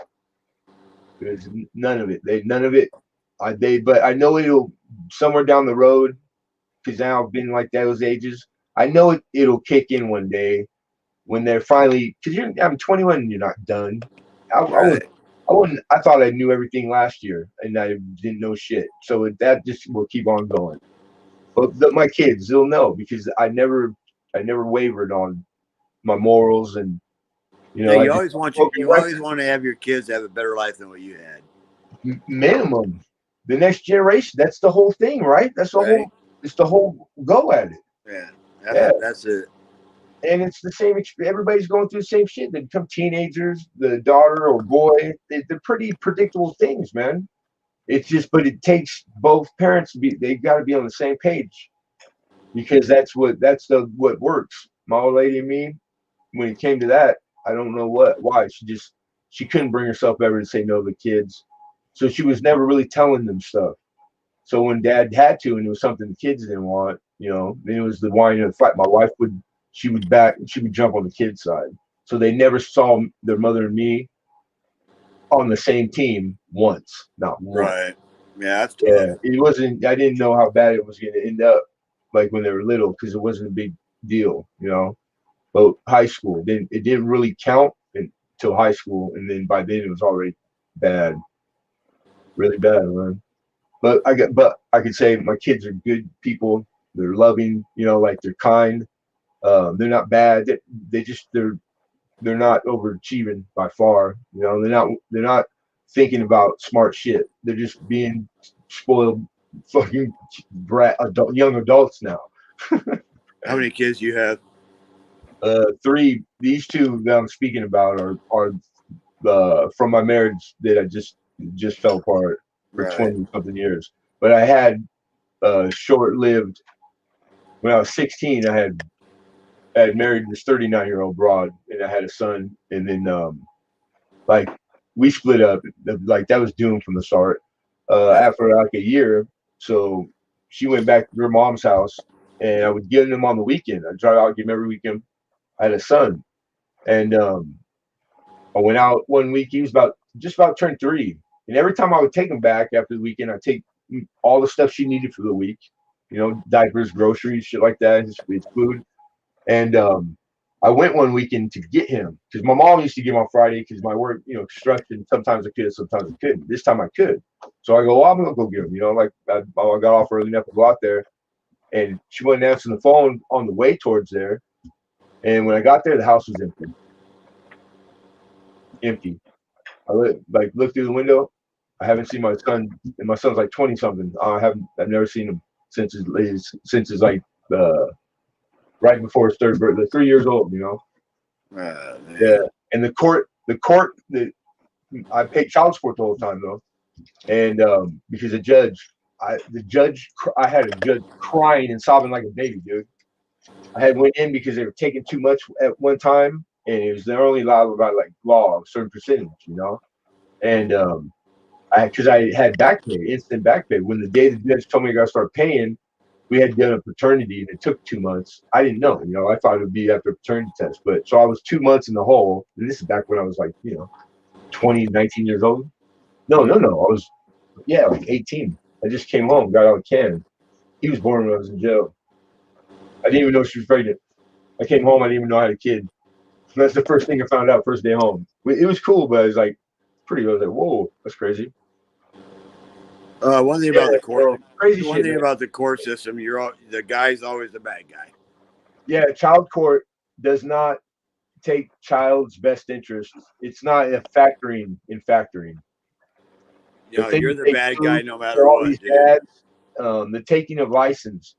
It's like the first thing they go after a guy who so maybe some of them are not paying because they're dickheads purposely and they can. I've seen them dudes, but most of them are because it's hard. It just starts. Not everybody's making it. But they look at it. They look at every guy as a bad dude. Yeah, well, this judge was a man. All the district attorneys were women, and this was in Orange County. So Orange County only hires like drop dead gorgeous, porno looking like college graduate women. And so the one I get is she's in a legal suit that she's dressed to the nine, but it's like a skirt above her knee, like she just dressed. She's purposely, like you can tell, she's just screaming like, haha, you can't do nothing, I'm gonna rub it in your face. She's one of them powerful, self-righteous, educated women. She's living probably a great life. I traded with her yesterday. But she turns around, and I've never met this lady. I have no ill will towards her.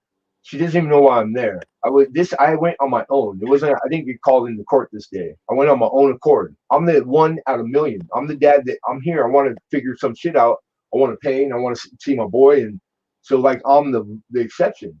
And she turns around and she gives me the stink eye right off the back. I already know it's a fight, and I'm gonna lose because when she don't tell the truth, they believe her. When I'm telling the truth, it's always maybe he's telling the truth, maybe he's not shit, right? You're fucked right off the bat, dude. Yeah. So right away, I just started the judge like, all right, Mr. Warren, what can we help you with? Just like that. And I was nervous, and I told him, I said, well, I've been trying to call all the numbers and all the systems because they encourage you not to come, like use the automated everything.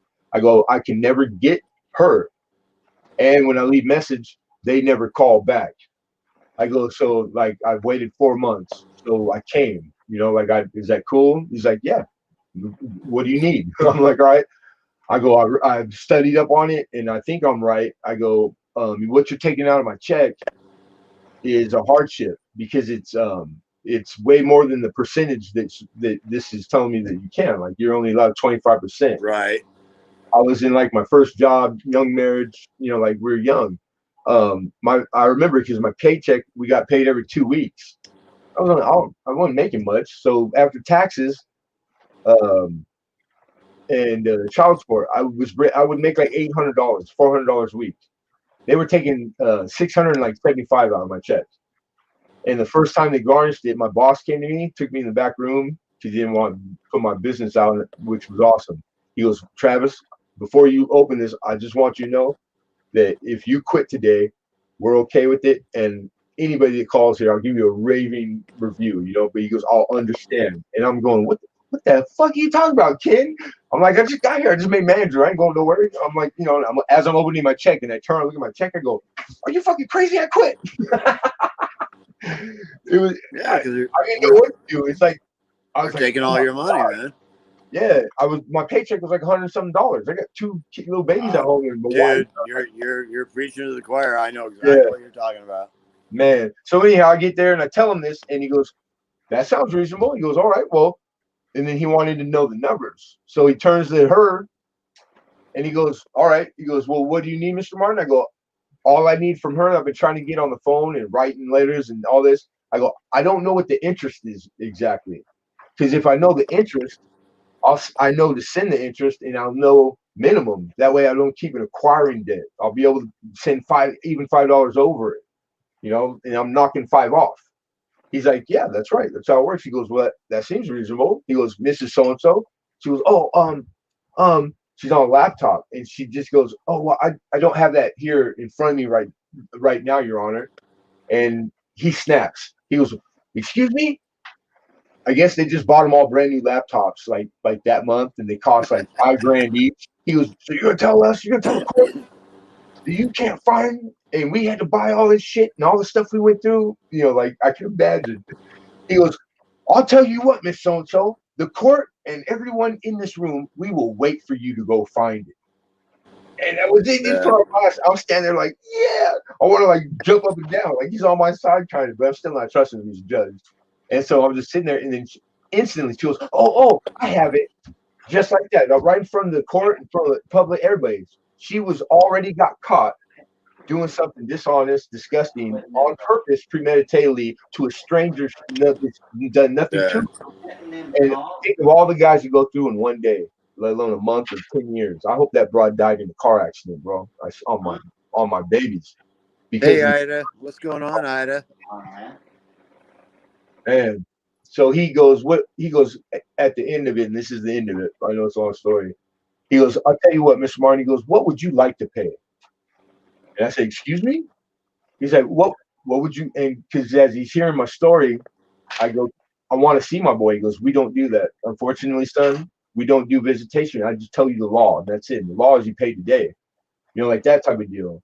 I go, okay. So that was hard to swallow. I go, because I haven't seen my boy, but paying child support. And then this time when I went in, she'd already disappeared with him, but I still had to deal with the child support. And I had a new family, a new old lady, and I had children since. And I hadn't seen my son. And I know I'm in the court. They still can't help me with that, but they were raping me. They're taking my money, and they're making me and my new family's life very hard. Yeah. And this man, when he heard all that, he was sobbing like a baby. And he goes, you name what you want to pay. That's what he told me. And I told him, I didn't know what to say. I just told him, I said, Your Honor, I just want to pay my initial obligation. You know, it was like my child support was $292. I go, and the interest, and she told us it was $50. I go, and how about the 50 interest minimum and 50 extra. So an extra hundo. So $392, $400 a month. That way I'm knocking 50 off of, at that time it was like $2,500 back pay, which now is like 20,000, 25,000. And I never not paid the whole 18 years. But the 2 years I was down when I broke my back, I only could send, they got it out of my, my disability. So it was like $100 short. So even though that's the law, they can only take 25%. And I broke my back, I'm bedridden, and I'm acquiring debt, and the interest on back child support, right? It's illegal in any other business or facet except when the child support court does it. They're allowed to do whatever. It's like 40% or 45%, something outrageous. Oh yeah. Yeah, it's bad, man. And I've been through they took my license twice, and one time they have to do registered mail, and they sent it to an old address that I hadn't been at for years, getting my statements for years at where I live. So that means somebody handpicked it out and addressed it and sent it there knowing I wouldn't get it. Oh yeah. So I had a warrant. So I'm driving around in a truck, that's paid for and doing good, pretty good. And then I get pulled over on my birthday, coming from my mom's house late at night because I worked 15 hours that day. I had to go get my present and give her hers because I was born on her birthday. and I get arrested in Los Alamitos because the warrant was over 30,000, and the guy didn't know the code by heart because this copper goes, when he figured out what it was, he goes, damn, he must be going through it, because he goes, brother, if I would have known, he goes, it's my bad. He goes, I already typed in stuff that once this is in there, we can't turn it back. He goes, but if I hadn't, I could have let you go. And he goes, I would have. He felt bad. And I was like, it's all right, man. Yeah. I didn't know I had it. Lost my truck, impound, couldn't afford to get out. Like it's when they take the guy's license, it's so anti for the kid, because you can't do nothing in California without a license, man. It's all set up around a license. Hey, Cajun, you still there? He's making something. What are you working on, Cajun? I just saying hi to you, Cajun. I'm working on an Aladdin's lamp. A genie lamp. I just saying hi to you, but you're not responding. And he's not it. And Charles Kelly are here. I said Ida's saying hi to you. Oh, hey, Miss Ida. How you doing, Shan? Charles Kelly saying hi to you. Hello, everybody. Yeah, I forget about the chat sometimes. I haven't been on. Sorry about that, guys and gals. What are you working on, Cajun? An Aladdin's lamp. He's gonna give me 3 wishes. Well, I need some silver for one.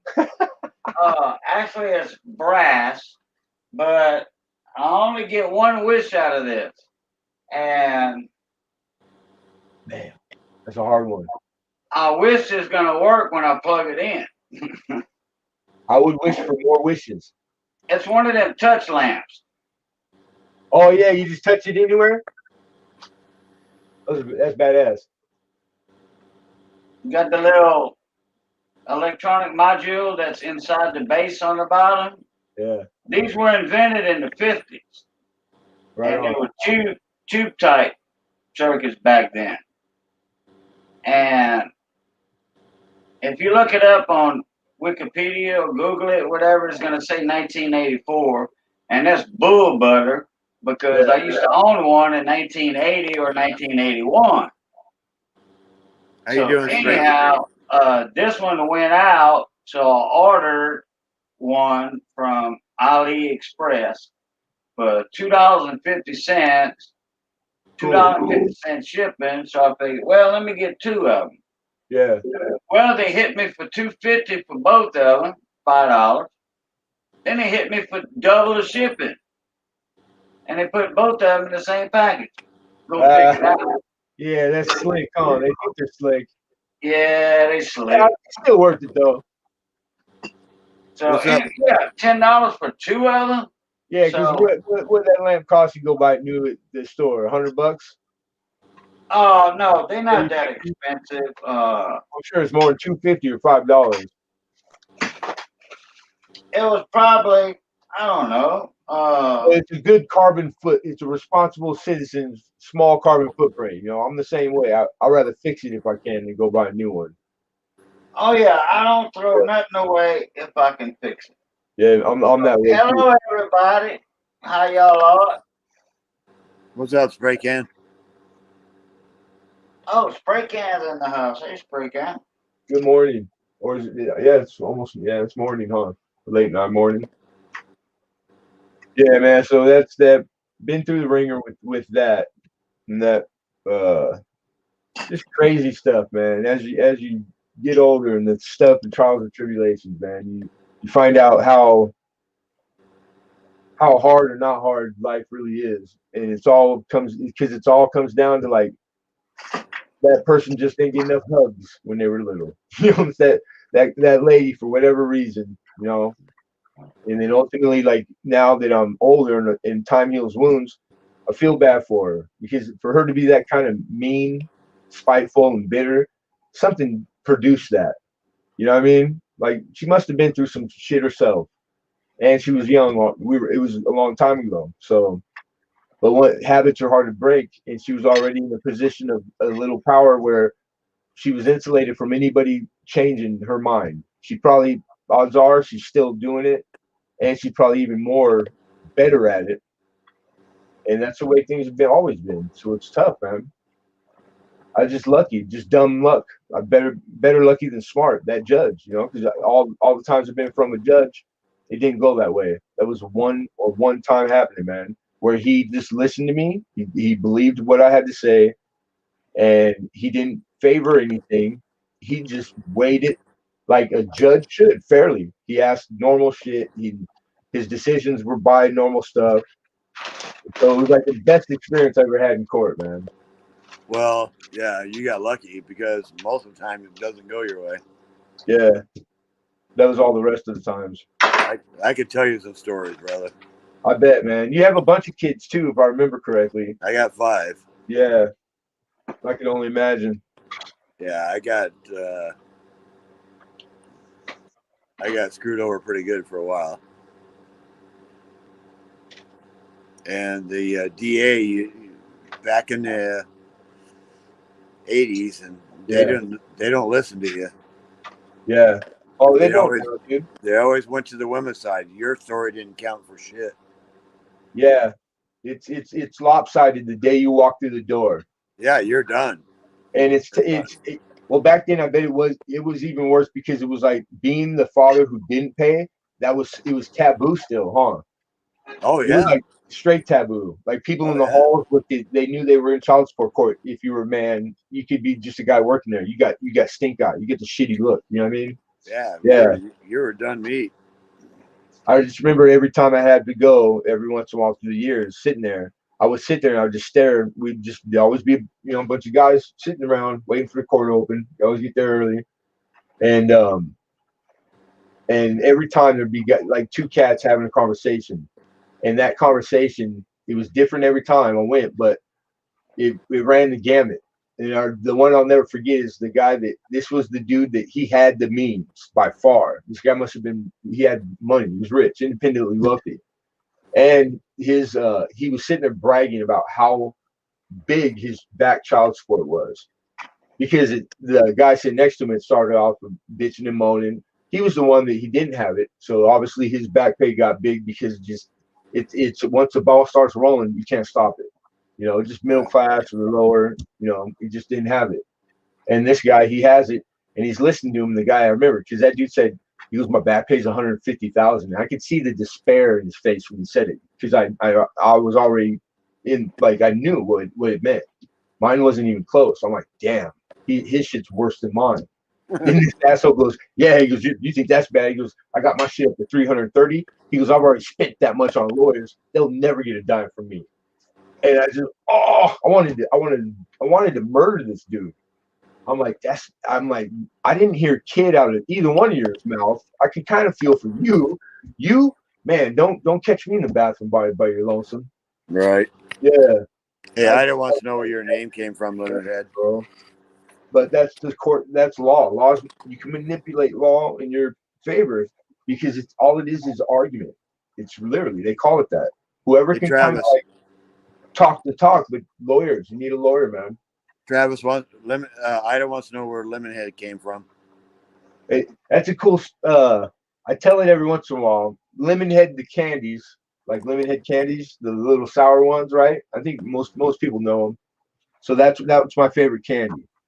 And when I used to coin roll hunt at nighttime, and it was prior to me being on here, but I was here, but I was watcher, and I started to get to the point where I knew I wanted to do something on here, and then I was making a game plan, but I'm not a computer. That I just missed that generation. So I'm like, through my research, I came across brand and how important it is to have like a name for people to associate with besides your own. All the most successful channels, they have like a name, not just their own name. So I could not come up with a brand name. I'm like, all right, I was working at the coin shop, but it's like I couldn't come up with nothing clever. And I'm just coin roll hunting one night, watching somebody. I forget who I was watching, and I'm sucking on lemon heads. And I got like the packs are a quarter, so I'd always buy like $2 worth. I got like a bunch of packs there, and coin guy. So my desk is just dirty as hell. I'm dropping shit. There's pennies everywhere. I'm going through pennies, but I was thinking the whole time what names, and I'm going over names in my head. So I'm just sitting there, and I start saying the stuff I see, and I'm like lemon head, and then I said penny. I said it, lemon head penny, and that was it. I liked the way it sounded, the way it rolled off my tongue, and then I asked everybody, like here, like at the time, my wife, my kids, and my kids were like probably the ones that did it for me because I didn't get the insta body language was like, dad, because you want everybody to think it's cool. So everybody gave me the feedback was good. My kids were like, yeah, they liked it. My old lady liked it. The people that were around at the time, and then because I didn't know you could change it once. So I thought that once I made my channel name, like that's it. It's all or nothing. There's no like going back and switching it. But you can change one time. You're allowed to change once, but I'm not going to. You can change it one time. Yeah. But if you change it again, you got to wait 90 days before you can change it again. Yeah.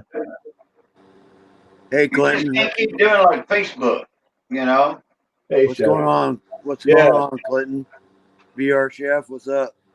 Because YouTube is not Facebook. Crazy. Yeah, no, I know. But the way they change rules of, all these things pretty quickly. So it's like I get behind quick. But I'm happy with my name, the Lemon Head Penny thing. And I did the homework, like the candy, like can I have that name? Is it legal? Well, yeah, Lemon Head Candy is been around long enough that patents only last 20 years. Copyright stuff, it's in the capacity of how I use it. And when you search just Lemonhead without penny, there's a rock band that's pretty big, and they're Lemonhead. And then there's a woman's makeup line. They're always results are before mine. And it's a pretty big makeup line. So there's other Lemonhead stuff out there. And I've seen some new it's pretty popular drinks. What else? A beer. Some beer that's it says Lemonhead. It doesn't say, Lemonhead wheat or something like that, but it's Mike's Hard Lemonade. Yeah, it's crazy. But it's not just lemon or lemonade. Lemonhead is in the title. It's crazy. I wonder because it's not too absurd. Maybe their favorite candy was Lemonhead too, because it's been around forever, man. It's everybody's had Lemonheads. Boston baked beans, Red Hots. It's all they were all the same little boxes. The green apples. Yeah, chef knows me. I give in depth. It's the only way I can do it because I have to be busy. My brain works like that. It never stops. And right now it's good medicine because I had one of them days yesterday. Just getting out of that hole, BC. Almost out of it completely. And I just couldn't pull it off, man. Freaking sheriff's 5:30 in the morning, sheriff's at the door. I got 5 days to vacate. Check it out. And I don't know where I'm going. I can't find a place. Travis. Oh yeah, you're teasing me now because I can't eat them no more, man. I'm diabetic. The whole time I can suck on them. I can chew them a little bit, but that's about it. Yeah, man, they last a long time. I would just sit there and it was cheating, but that big old box is about 8 months old. They're good, man. I started sticking them in with packages people's coins that they'd win at auction. Occasionally I'd send the big one that's the big pack he got. And every time I sent one, people were happy as hell. They love it. People happy. What's up, Farm Dog? Farm Dog. Yeah, I used to like Lemonheads. They're not the same as they used to be, though. I think the recipe on everything is they've taken out the trans fat from everything. I know the old Lemonheads from the 80s and 90s were different now. They took the McDonald's French fries. They suck now because the oil they used to use, it was meat flavored oil, and then when they got all in the health kick, they changed the oil they've used since day one. The fries don't taste the same. I used to really like McDonald's fries. I don't like them no more. And KFC chicken, they took trans fat completely out of everything. And McDonald's French fries years ago were the best. years Yeah. ago before they changed the Oh grease. yeah, deep fried in oil, and then That make was the best. oil And Hog move. Lord, that was the best French fries ever. McDonald's. Yeah. Oh yeah, when I And Burger King and Hello. Mr. Cook, Burger Chef. Burger Chef and McDonald's had the same exact recipe. when I Except Burger Chef flame brawled Well, their burgers like yeah, Burger it's King. like In fact, I think Burger Chef was out before Burger King. I think. I'm not sure. Don't quote me on that. yeah, well, like back in the '60s when I Valley, went to same McDonald's, Riverside, California had one of the first McDonald's ever. it's not the Downey one. When I lived in Riverside, California, Yeah, I think they that's had one of the first McDonald's, and hamburgers were 15 cents, Yep. and French fries were 10 cents. Yeah, And they I think never I had, remember paying 17 cents or they never had 23 cents for a burger at Burger Chef when I was a kid. there were walk-up windows like the old burger stands. yeah, They didn't have no sit-down seating. You walked up to a window and ordered your hamburger. yeah. Hey farm dog, Baton Rouge Chef, spray can. This was back in Let me like get back to what I'm doing. I might just might plug it in, and I got 3 wishes, but my first wish, I hope it works because the schematic on it is all messed up. McDonald's started in Southern California. Yeah, And hamburgers were 15 cents and French fries were 10 cents. yeah. That's all they had was shakes, burgers, fries, right? Yeah, and you walked up to a window and it was like one of those slide screens they opened up and handed to you. Yeah, There was no sit down seating or any inside stuff. It was like they invented like almost they invented the franchise, right? yep. Yeah, so it's like fast food. Period. The whole industry, it's all derives from Yeah, I that. think Riverside was one of the first McDonald's ever. And then they like supposedly they stole some of the Colonel's chicken Colonel, some of his ideas, but he went and did franchise. He would have never been as big as he was if it wasn't for the meeting the McDonald's brothers. They weren't really good businessmen. They were pretty damn good. They were rich and set, but that guy, you ever seen the movie, the documentary? It lays it all out, tells the whole story, and it's the guy that took McDonald's to like the world. It wasn't them. They sold it to him. They sold over the right and for him to go franchise. So he started selling franchises and almost didn't make it. You know, like put all his money, lost his family, hawked his house, and just one chance thing, and then that was it. And the way he did business, he was pretty shrewd. He was okay with the McDonald brothers wanted real ice cream shakes. They were not going to bend on it. And he was the one that like the carnation, like the fake milk, but it's still the shake. You couldn't. They tasted it. They're good. They're still a shake we have today. It's a powder. It's not ice cream. Right. Yeah, but it's because that made them make more money because of how long it took to make it. They could only serve so many customers that are buying all the stuff that comes with the shake.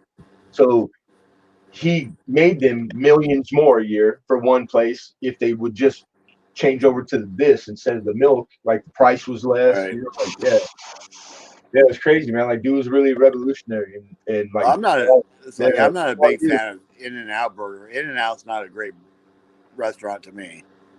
Yeah, I hate In-N-Out Burger. It's healthier than the rest of them. Phoenix, Arizona. I was going through Phoenix one time in town on the way up to Page, Arizona. And can y'all hear me? Yeah. Okay. And we were on the way back from Lake Powell. Lake Powell, like Colonel Powell, General Powell, whatever his name was. Yeah.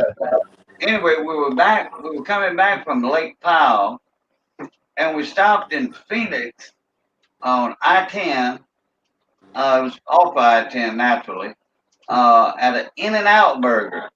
And I tell you what, that thing tasted like the old pool hall hamburgers I used to eat. You know, something like Whataburger. Now, Whataburger, I'll take a Whataburger any day. But In-N-Out in Phoenix, Arizona, that one place had an excellent burger. Yeah, they're all identical. Anyone you go to in any state, they're all identical menu, how they build the building. Yeah. So you taste it like I taste it here. You know what I mean? That's cool. It's good. I don't like the French fries very much. I don't like the French fries either. French I like fries, their burgers are good. Yeah. But In-N-Out started in SoCal. Yeah. They are. And they're still independently owned, actually. And they pay good. The kids that work there, their starting wage is more than most. Like I had a guy that picked my cardboard up, and his son just graduated college, and he said he came home, Travis, and you know what this kid told me? He's good. The first job, he's going to be a manager at the In-N-Out burger stand. Yeah. And he's all pissed off, and he goes, then he changed on me, flipped on me. He goes, and you know how much you're paying him? They're like, he's starting at like $80,000 a year, manager of the In-N-Out. I was like, yeah, that's pretty good. I mean, you go to In-N-Out Burger here in Nevada. There's always like 20 cars in line. Yeah, I've never passed one that didn't. The line wasn't out. Whatever driveway it was in, I don't even bother where I'm at. The one in Bellflower on Lakewood, I don't even. There's so many cars, dude. And since the COVID started, you can only go through the drive-up. You can go. It works. So it's kind of like a pain in the ass. That's right, dude. I don't leave the house, man. I go to the grocery store once a month, maybe twice, like CVS or something, and then I just go to meet my guy, my wholesaler. That's it, man. I don't go nowhere. You're like me, brother. I stay home. Yeah, and don't get me wrong, like I would, but it's not. And it's not the COVID. It's just if COVID was going to happen any time in my life, it's just coincidence. The worst years of my life right now are the last two. And it's COVID. COVID hasn't touched anything. It hasn't made anything hard for me at all. Yeah, I already had it, so I already went through that bullshit. How are your symptoms? They're terrible, dude. Didn't you have it twice? Damn it, BC. Yeah, Cajun, I did get it twice. Damn it. And it was terrible. The second time wasn't as bad, but the first time was terrible.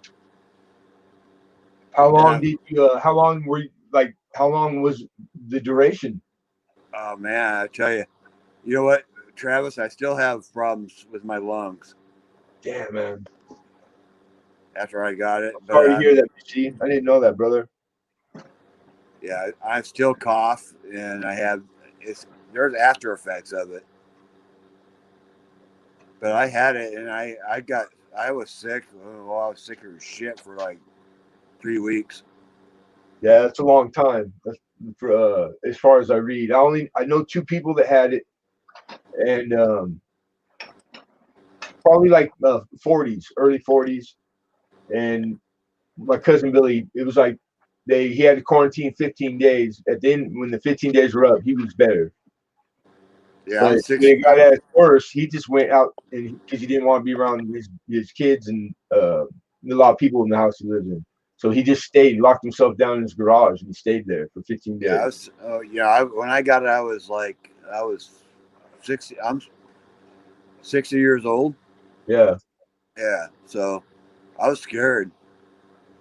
And then they say diabetics, but yeah, the young and the old, the immune system. It's all about the immune system. Yeah, and I had already have heart problems. I already had a heart attack, so I was kind of worried about it. But so, well, I'm glad you're here with this, man.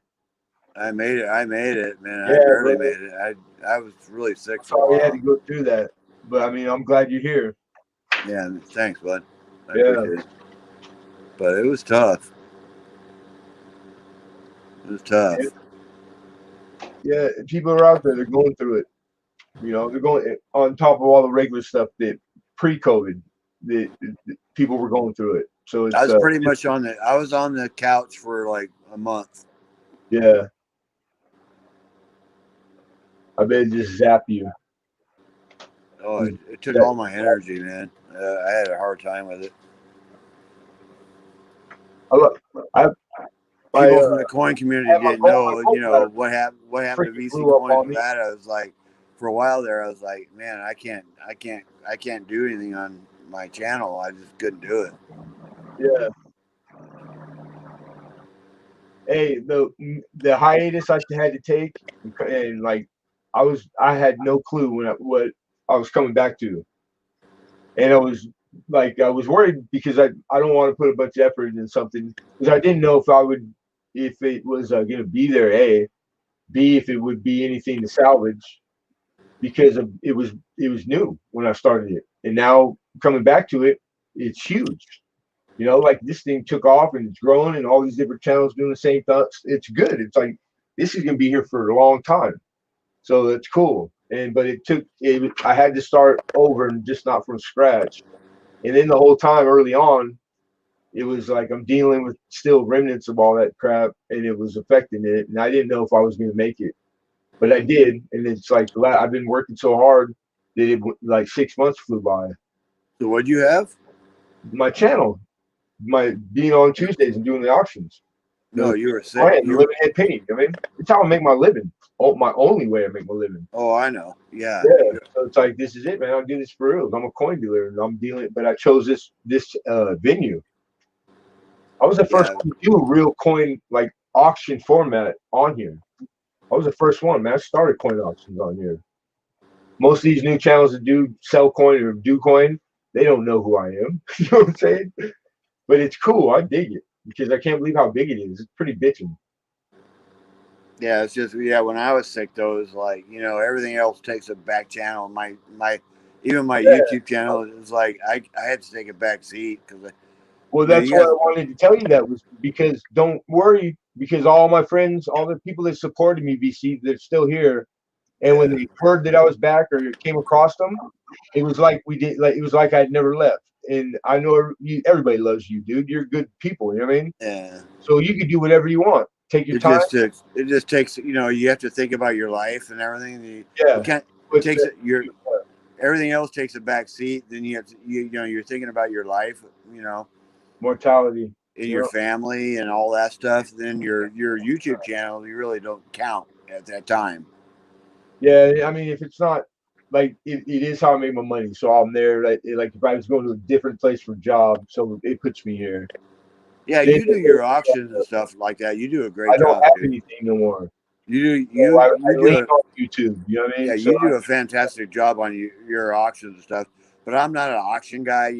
I'm just a guy that does the pouring. Like if you went back to doing pouring. Yeah, I'm gonna get back into that soon. Just like everybody wondering what happened to me. It's like, you know what? I gotta think about myself and my family at first. Yeah. And then get back into the YouTube channel and go back to that. You know what I'm saying? Definitely. It's just, you gotta think about your life and everything like that first. Yeah. Yeah. It's tough, man. It's tough when you get sick and then all of a sudden you go, what's your priorities? You know what I'm saying? Oh, you're telling me, man. My health for the first time a couple of years back, because I was always pretty healthy. I worked 7 days. I lost 130 pounds of muscle, man.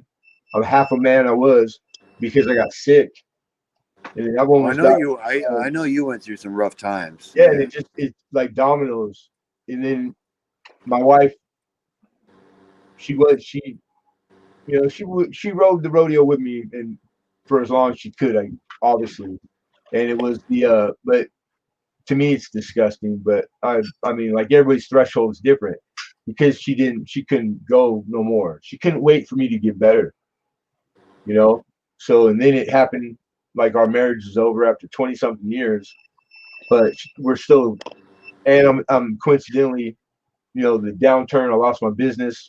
Addicted to I was contractor all the time doing construction, and now I'm not making any money at all, and I'm bedridden because they just tried to cut my foot off, but they only took my toes, and my diabetes, and it just started to compound.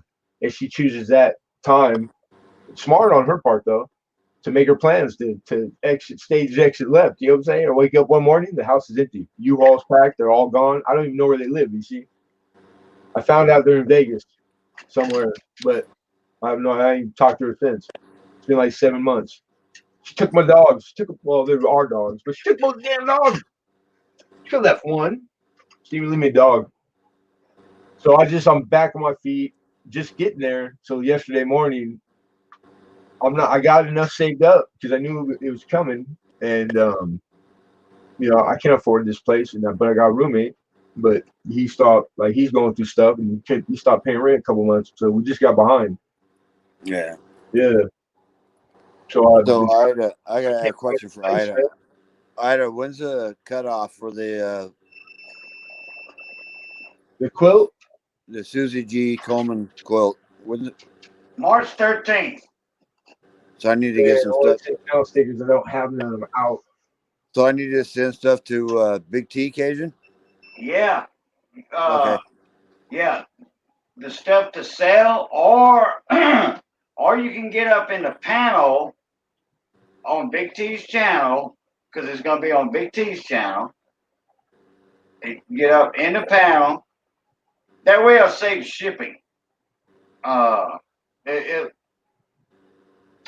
way you can ship it to whoever wins your auction bid.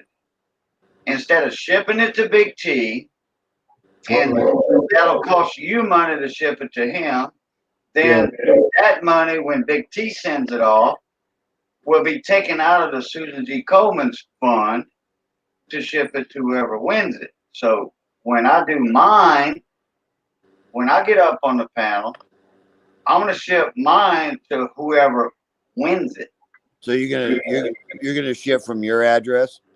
I'm going to ship from my address, from my house. That way I don't have to ship it to Big T. So how you doing that? You just sending pictures to him or what? No, I'm going to get up in the panel like you are right now, and I'm going to show what I have, and then it's going to be auctioned off to the highest bidder. Okay. And then when the sold button gets hit, I get their information, and Big T will let me know that he got the payment, and boom. And the shipment is going to come out of my pocket. Because it's going to come out of my pocket whether I send it to Big T. Well, yeah. I understand that. But if I ship it to Big T and Big T has to go through the trouble. So we better be to go up on the panel and sell it. That shipping fund is going to come out of the Susan G. Coleman Foundation, because 300 auction items, Big T can't afford to pay all that shipping. No. I understand that. So it'd be better for me to the buyer, the winner, doesn't pay. It'd be better for me to come up on the panel and auction stuff off, right?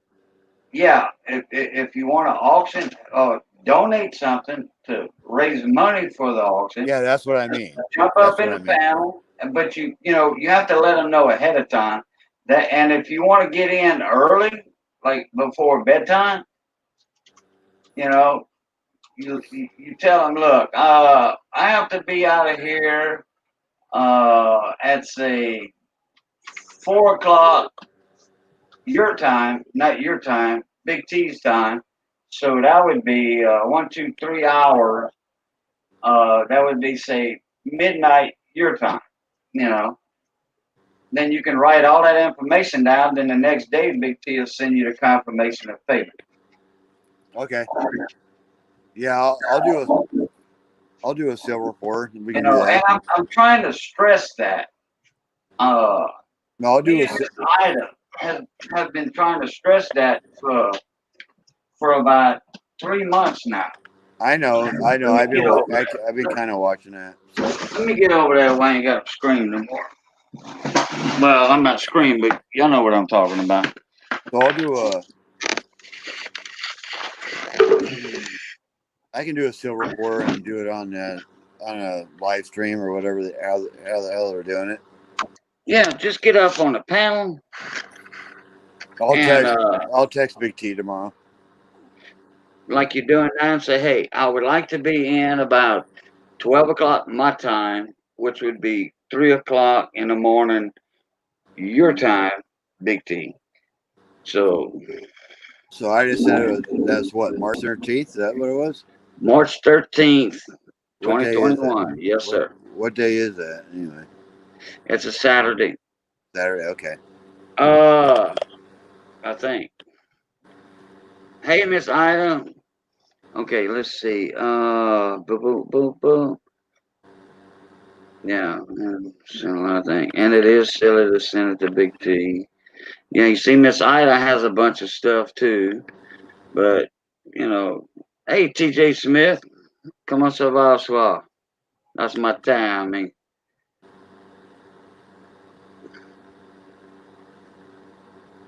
I'm getting bullied and trolled. I don't need this. TJ Smith is getting bullied and trolled. It's kind of, it's just part of it, man. I think everybody's been through it once. You gotta get thick skin and just, you know, it's just little letters on the screen, and they'll go away eventually. But yeah, I think everybody I know has been through it once. Had trolls. Oh, yeah, What a stupid thing, you know. big time. I had before I started sending out my links for like y'all up here now for the StreamYard link. Yeah, Man, you know, yeah, man. Somebody came up on the Redneck's fake account, and this son of a gun is just swinging his rooster all over the place. Hey, we all been trolled, you know. Not just that, you know, in the panel, people coming up showing their whatever they think they proud of. like too, huh? Like I've heard it from a few other people recently too. I didn't know that was good. Like that bad happened. That Oh, Travis, a happened year and to a half Alden one night, and I was there, and that it ticked me off, man. a year and a half ago, Travis. I'm That surprised you didn't get bombed. I But never you did see, this. but you didn't do a lot of panels. You didn't do a lot of panels neither, like me and CJ and Ken PV. I don't Uh, invite people up, not because I don't want to. I just I've never. right. Because when you do your auctions, you know you up there by yourself. Yeah, I just it's You my know, channel. I don't want nobody having to be up in there the business, right? or something. Ida, you'll be awake. You can't fall asleep, Ida. I'll tell you what, that'll be about a 14, 15-hour stream. Oh boy. Yeah, we call that too. We call that Wednesday. No, Yeah, it'll go from Saturday early to on, man. God, 15 hours is a long time. last year was a long one. It was 14 hours, you know. I remember. I learned a lot of it. It's work too, man. People think it's not work. It's work. It is. That's a lot of work. A lot of work. You know, everybody jumps in and they bid. You know, they call in the bids and stuff like that. They taking Big T's place in Mama T. You know, now that Mama T's in the picture now, yeah, you know, that helps Big T a lot too, because Mama T is involved actually with her own setup, and she has been for the last 6 or 7 months. So yeah, I lurk on them too when I'm working. Whoever's on, you know, I try to give be there, but I just like I'm doing my thing. They got a good little system going. yeah, oh yeah. When you got a secretary like Chuck Daughtry, oh yeah, help is wonderful. He's got Jessica. He's got Amber Panel. Yeah, Pinnell. I think it's Panel, but Amber Panel Pinnell. You know, Chuck Pinnell. Two secretaries. You know that. So yeah, Chuck Daughtry is good to go on that. Yeah, you know? I do it all myself and have for what almost 4 years now. It's hard. It's North Carolina. It's doable, but it's hard, man. What's up, North Carolina? And if I'm not mistaken, that's Mike. Get out of Dodge. There goes no metal detecting. The door security must be metal detecting. Mike, not Mike. What's up, Kitty? My debit card got hacked a couple days ago. Your what? Debit? Yeah. Wow. Or bank? My Wells Fargo card got hacked. Wells Fargo? Yeah. Wow. I had. You called already? They just put the money back, right? And they investigate? Yeah, I had. I live in Nevada, and it was in Fairfax, Virginia. Yeah, that's pretty far away. For $145 at a Safeway. Yeah. Probably what? For a Safeway store. You know a Safeway? Yeah, grocery store. Oh, I didn't know they had Safeways in North Carolina. Or no, it's in Virginia. Oh, Virginia. I didn't know they had Safeways over there in Friars. Because Friendly Friars do. They got me for. Safeways are mostly on the West Coast. They got me for $145. Wow. So I had to cancel my card and go through all the bullshit. Yeah, you got to wait to get it in the mail, right? Made it good though, right? The bank. Yeah, they gave me my money back already. Yeah. They don't know how the hell somebody It's- hacked my it's card. so, I don't know how I got common hacked. that they don't like it's happened to me 3 times. And they bought bus tickets in Sweden one time. What? That was it. Nothing else. Just 2 tickets for like the buses over there, like like the bus line to take to Vegas or something. Bus tickets, like 100. There's a couple $100. That's it. In Sweden? In Sweden, and it was my old lady's card that time, and I told her, I go, what kind of porn sites are you going on? Because my old lady goes to the same grocery store, same gas station, pick up the kids. I'm like, she don't go nowhere. She don't shop, buy shit for herself, clothes. Right. She's just a worker bee like me. So Well, it must have been something online, She that bought must have something been online. that must have been a long bus ride.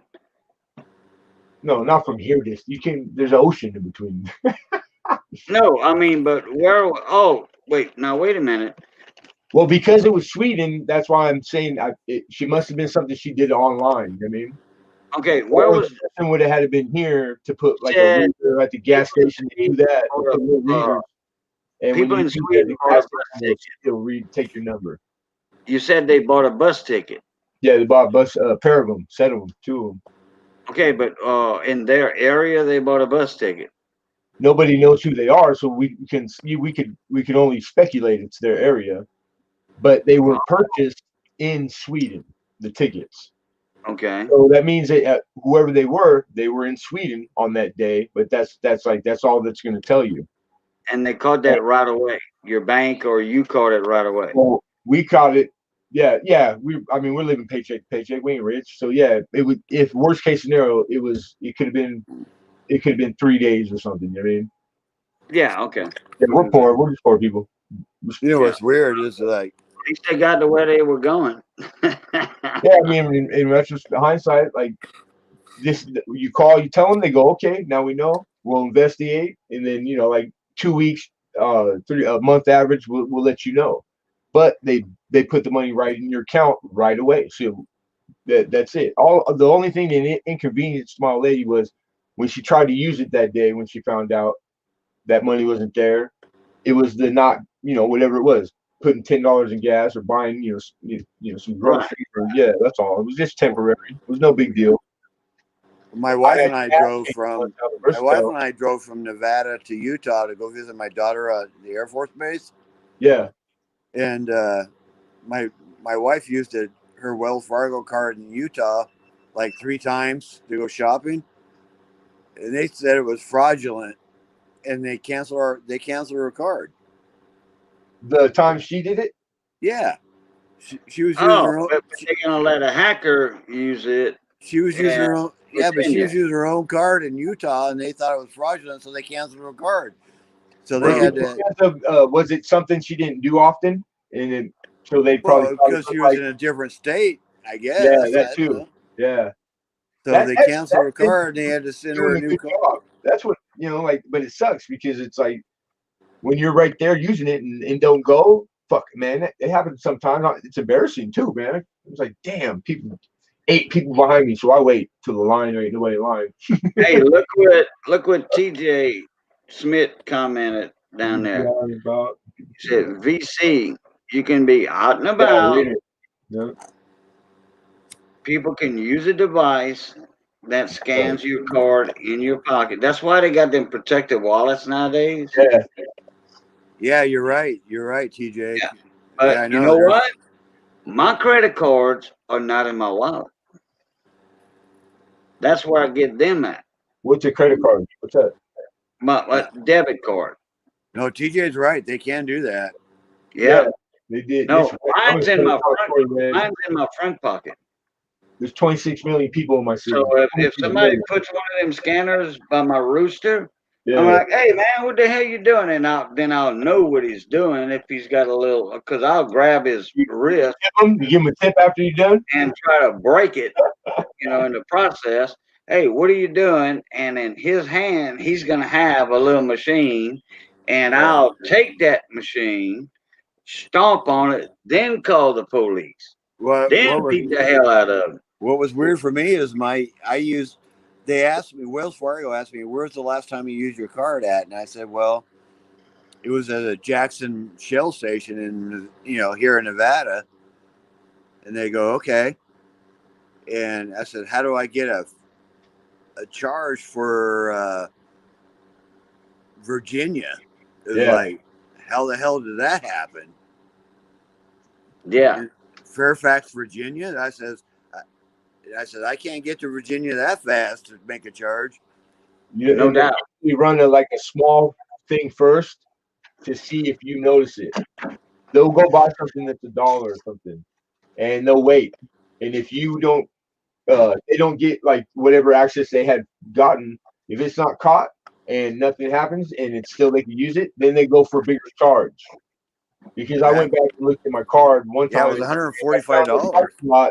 They paid it a parking structure to get in. It was like $3.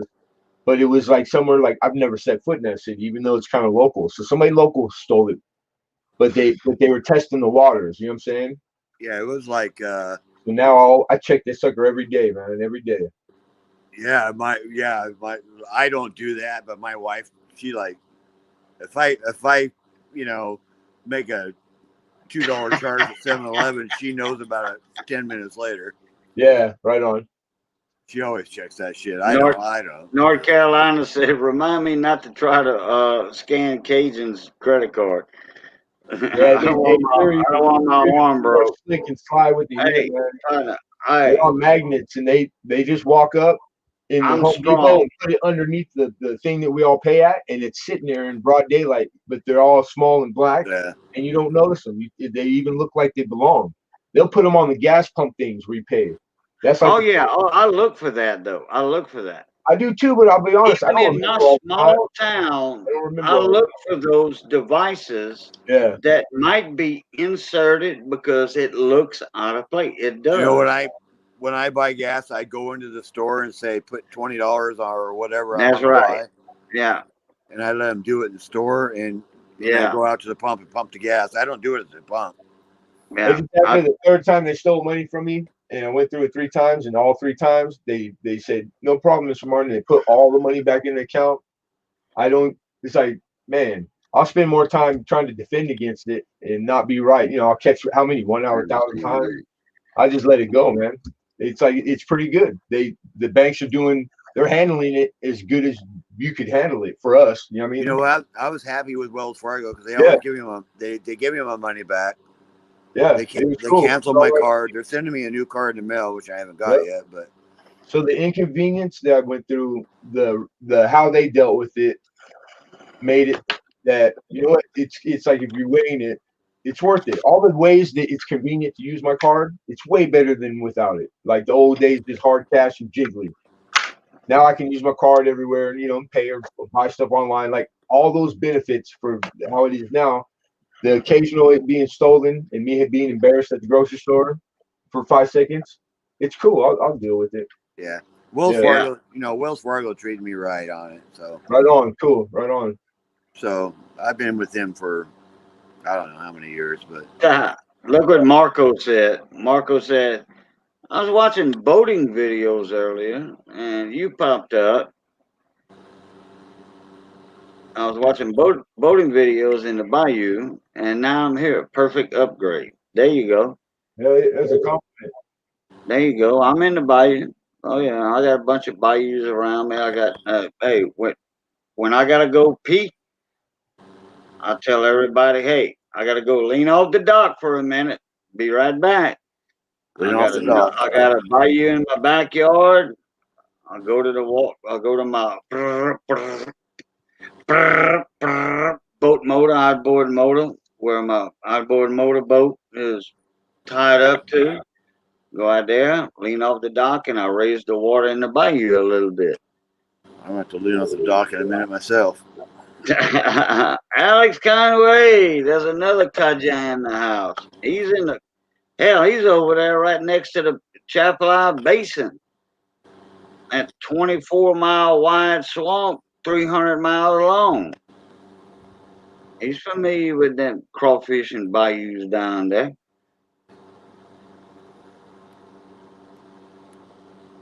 Bayou. Bayou. What's the loneliest bayou in the world? What? By yourself. Very good. Very good. By yourself.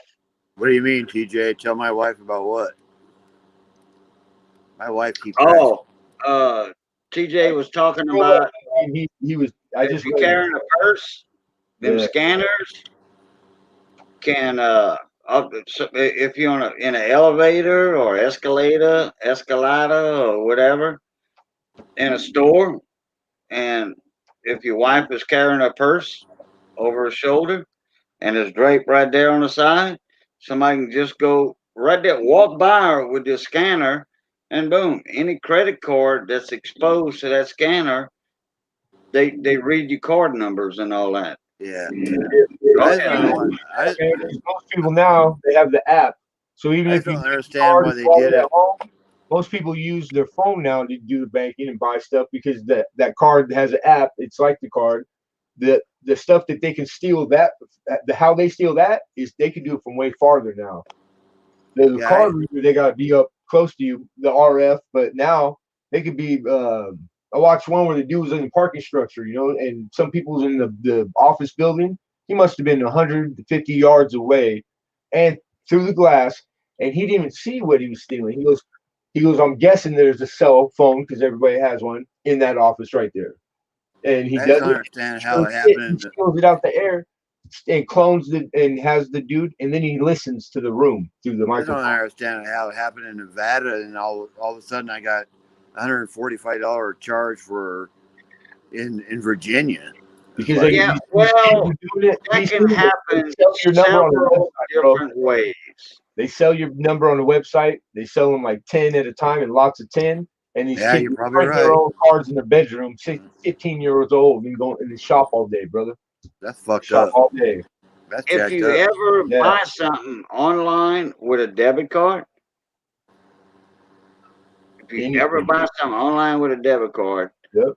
well, I canceled. There's a chance that it can fall into the wrong hands. People got hit and they stole 25 million people's info. I canceled all my. A bank. Wells Fargo. Didn't they get hacked? Wells Fargo got hacked a while. Their computers got hacked a while back. And I canceled everything that was tied to it, which was actually a bunch of YouTube channels like RFT, Rob Finds Treasures. Like with on here, VC? Patreon or something like that? Yeah, it was through Apple iPay. So I canceled. If that's possible. I bet it is. Damn it. I canceled. I don't do Patreon and I don't do members because I had to cancel RFT. I always said if I get over 1,000 subs, I'll get monetized. I will. I'll get monetized. But I'm not going to do Patreon and I'm not going to do members, a membership club or whatever. I'm not doing that because quite a few people said, if you go to members and do a live streams or videos and you do a Patreon or member only giveaway or whatever, I'm unsubscribing. Cajun, I think that's where it came from, to be honest with you. It very well could have. Because did they ever get back to you or send you something in the mail? You talking to me? Yeah, like after they investigated, they like. No, this is just like anything. No, this is like 3 days ago. They haven't got back. No. All right, so you still waiting for it? So this incident just happened? Yeah, it did. Yeah, it just with happened. The charge from Norfolk, Virginia.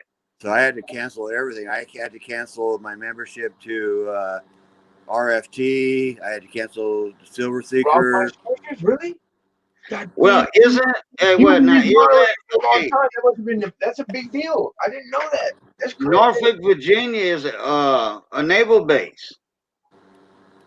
You know, it's a town. Norfolk, Virginia is a naval base Yeah. area, correct? Hey, I'm not. Yeah, yeah. Of course, I think it is. Okay.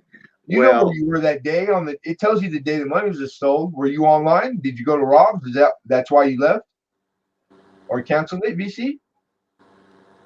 What's I'm that? thinking you get on your own. You can invest like the day that it happened. You know the day they stole the money. Do you remember where you were? Were you on Yeah, here? you know what? The last place I used my card, they asked me that question, Lemon Yeah, or Travis. They asked me that question. Where's the last time you used your card? I said, well, it was a Shell station over here where I live. but what else during that day? You know what I mean? Like it doesn't have to be the last person that stole it. That's just a starting point. And that was I very rarely use my debit card because Yeah. I usually use it to get gas or a soda or something at the store. But they asked me the last place I used it. I said, well, it was the Jackson's Market, a Shell station here in Fernley, Nevada. did you use it at the pump or inside the store?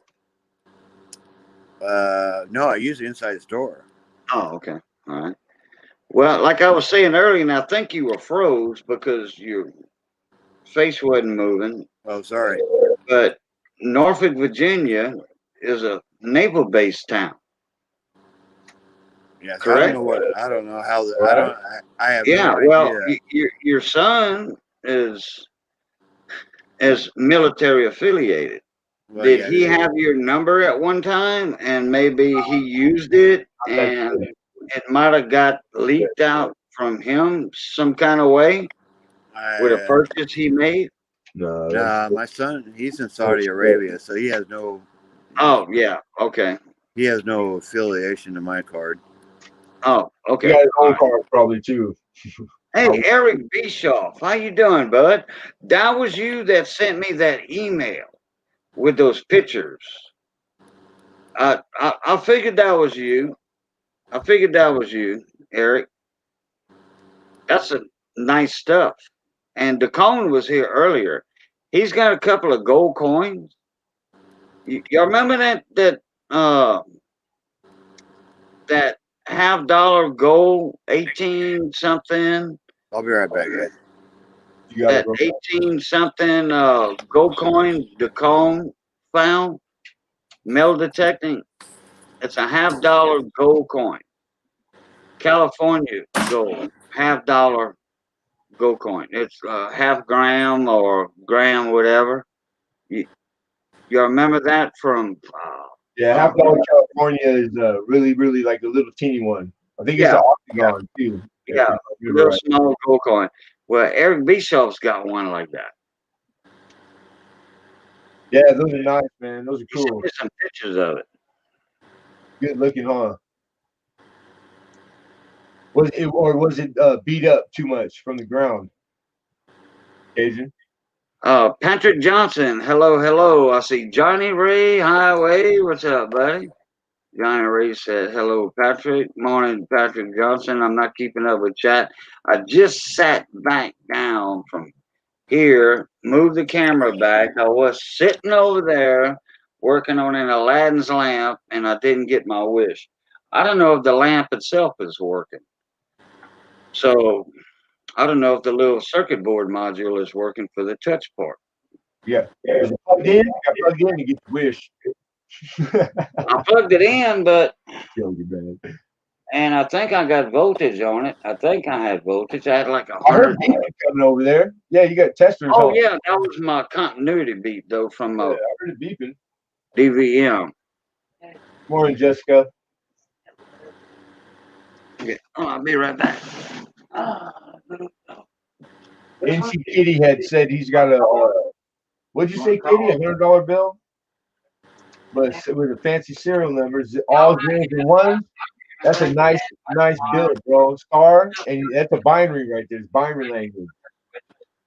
That's a nice one. Flip the switch and Some that's rich, like some rich engineer computer kid will pay a lot of money for that hundo.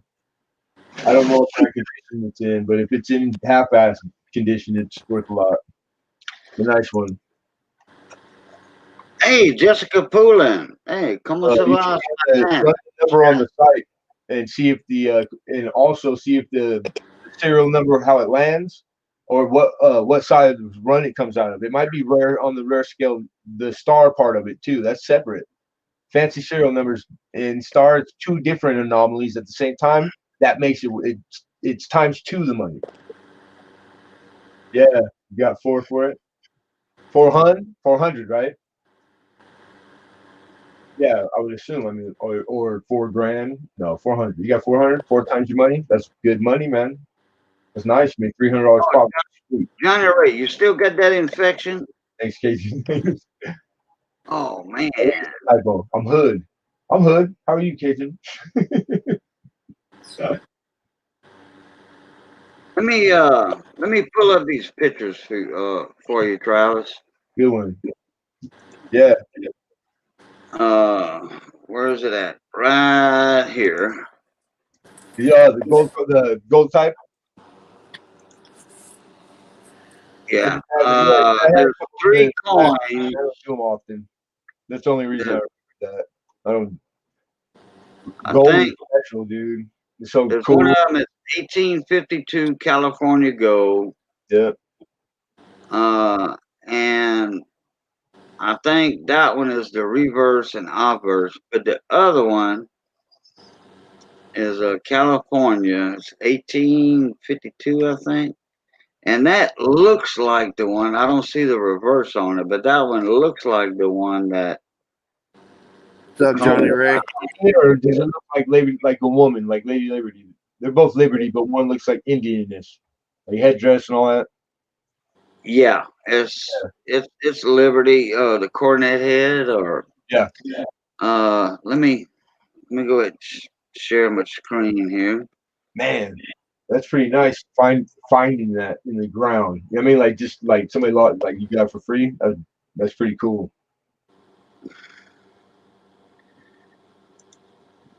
Even with the money going and looking to buy it, and they're pretty hard to find. So that's even better. Money don't even matter. There's that 1852 right there. Yeah. You see, it's a token. You know, that I think that's the one that the cone found. I think that's the $50 one. That's a type 1, the 52. That's a dollar, $1. Type 2. I mean, I'm sorry, type 1. It's a type 1. My bad. What's up, Jeff Dunn? I just had the 53. I've had the 52 before. Oh, and so that's like the size of a half dime, small. That's the $1 one right there. I'm pretty sure 52, 53, 4, like those years. It's I don't see $1. I don't see a picture of the reverse. I didn't see the obverse. No, that is obverse with the date. So yeah, that's what I'm saying. I don't see the reverse. I don't have a picture of the reverse. I just see the obverse. It says 1 in $1 in the center, and it has like laurel. You know, like kind of like the multiple coins, like an Indian headset, like that. I don't have the picture of it though. All I have is this one, which is the octagonal one. Yeah. This is the $50. It's That's the $50. Well, here's the obverse on this one. Yeah. That's 1852. That's the Indian head. That's California stuff. Yeah. That one, that goes with that one. Government issued coin, the dollar one. The round one is different than them. Oh, I know this one's different. Yeah, I know that. Yeah. But I want to say that's the one where it says token right there. Man, they're nice. I don't know if that's the $50 or the $1. He's got token wrote on the flip. But like I know it's because I'm a dealer, so it's like I come across this a lot. People actually recycle flip. They'll take a coin out of a flip that's labeled and put a different whole coin in it just because they don't have flips. But I could be wrong. because there's a lot of tokens were modeled after the coins that are in circulation. They're like almost identical, hard to tell apart, but they're token. So it could be that it's a token, and Yeah, that is a token, and the date. there is a 52 $1 Date pipe. matches the flip date. Yeah. California, is that 50 cents or number 504, their number for that shop over there? It's the same as on the coin. It's 1852. And it says, and it's labeled 50 cents right there. So yeah, 50 cents. Over. That's what I'm saying. I think that's a half dollar. And it says, but I know the one in the center is a California half dollar. I know for a fact. Oh, that one, yes. It says it too, but I do know it also. It's an octagon. See the word California on it and 1/half. It's like that's a half dollar. Yeah, but this one, on 710 has one like this one that he found metal detecting. Yeah, that's pretty cool, man. And he finally figured out later that it was a token instead of a real. It had a monetization on it. A half. But he finally found out it was actually it was all gold though. It wasn't fake gold. Token, or even if it's a private mint that made something, it's still. It was a private mint, yes. Yeah, there was lots of those back then. But there is as valuable and minimum. Oh yeah. What the gold weight is minimum, and gold is expensive. So it's like that's like finding a free $1,000 or maybe not 1,000, depends on the weight, but it's free money, right? Yeah. Yeah, and it's cool, man. It was a long time ago when they made them. 1850. Yeah. That's badass. That's Civil War. 1952 is 100 years old, and so it's 100. It's 100 and let's see, 100, and then to 1952, and then another 48 plus 21. Yeah, there you go. It's getting up in age. Yeah. It's way older than I'll ever see. Oh yeah, very much. I'm already on borrowed time. Every day's a miracle. I'm acquiring debt. IVC. Ben Gay. Late night with Bull says he smells dirty rice, Ben Gay, and some spices, so it must be Cajun. Smell dirty rice, Ben Gay, and some spices. Must be Cajun. Yeah. No. So, bon matin, Jessica. ¿Cómo se va ce matin, chef? All right, Cajun, I'll talk to you tomorrow or something. All right, Pluto. I'm fixing to jump out of here, too. All right, buddy. Everybody have a good night. I'm going to break out a switch, 250 switch, I guess, and drill a hole in the bottom of that lamp and see if the lamp's going to work without the module on it.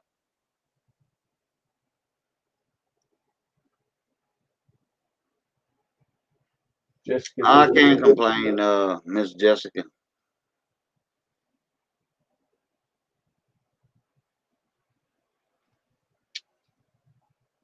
Puddin' Tang, how you doing this morning? Bon matin. How's everything going in Floribama area? Florida, Alabama line.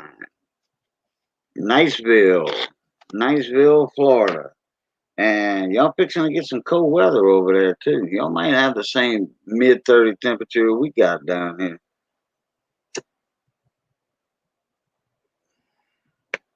TJ's? All right, TJ Smith. Have a good one, bud. Don't worry about your trolls. Don't worry about them. I love them. I turn them into good, real people sometimes. The trolls.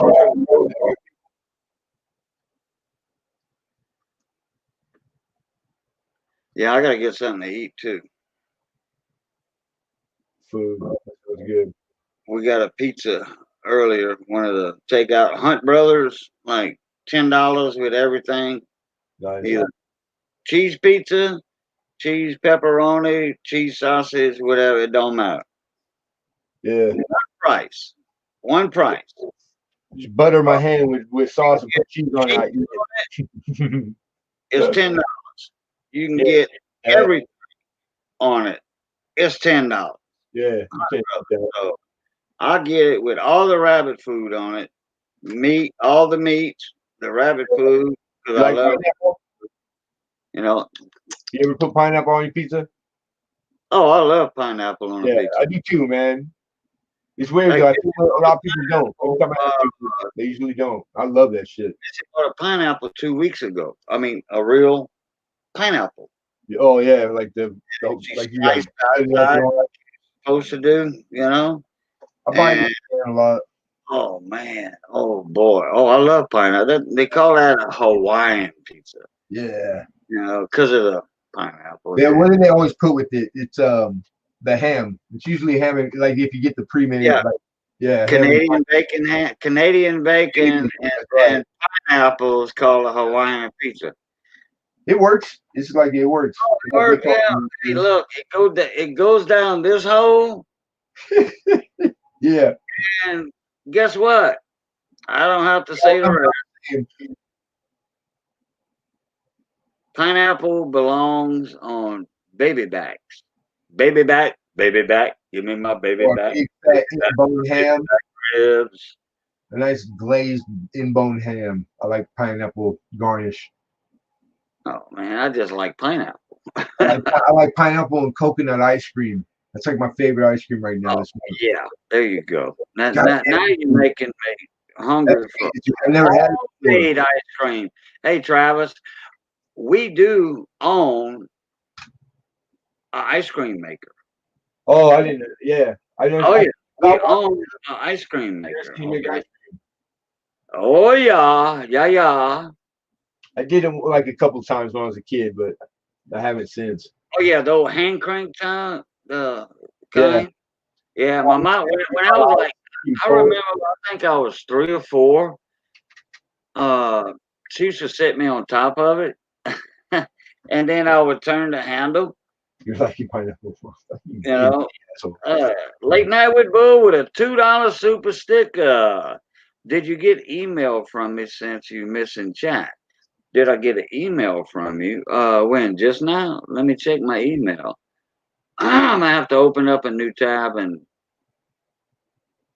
open up my email. You know what it is NC kitty fishing? Pineapple doesn't just, it's not that it belongs on only baby bags. Pineapple belongs on anything you put it on something, it still tastes like pineapple, it's still good, but baby backs are better than pizza. Straight across the board. Yeah. Baby back really. Pineapple to baby back, it's not, but you can't put pizza up like in a vote against baby bags. Yeah, the male. Most every food. Pork, there ain't no part of the pig I won't eat. You know what, Boo? Yeah, male. Yeah, it's right here, and it's not even open because I do not see. It's not open. I do not open mail until I do a mail call, and it seems like I don't know if you put all this tape on this thing, but there's a lot of tape on this thing. It goes there's a lot of tape on this. Look, like right here, there's a piece that's it's not loose, and that's kind of loose a little bit, but it's just loose in the middle right there because it's got wrinkles. I hope you put all that on there because it's not on the back all the way. It's just folded over a little bit on the back right here. The back's not even tape. It's just it comes from here, goes around, and then comes back a little bit. And there's like 1, 2, 3 or 4 pieces. 3 or 4. You said you have a hacksaw. It's also in a security envelope inside. Yeah, it's kind of thick. And I'm gonna do a mail call on it. Yeah, I don't open mail until I do a mail call. But yes, Bull, thank you very much, and I will do a mail call on it. I don't know if nobody sends me nothing. Like Bull said, I ran out of tape, so it could have been worse. Yeah, I hear you. You're looking at Bill J version 2, boy. I tell you what. Yeah, Bill J's Bill pretty J, good. bless his heart. Yeah. He taped with shipping tape over the coin flips. He put that shipping tape over that and that cardboard, and then he put that in an envelope and wrapped all that. And I said, Bill, you know you don't have to do that. You can use that blue tape or that green tape for painter's tape, just to tape the flips to the cardboard. Put that in the envelope, then tape that. Yeah, painter's tape is expensive though. Well, he found some blue tape, but it wasn't a painter's tape. It was another green tape or a blue tape. It was another shipping tape. Right on.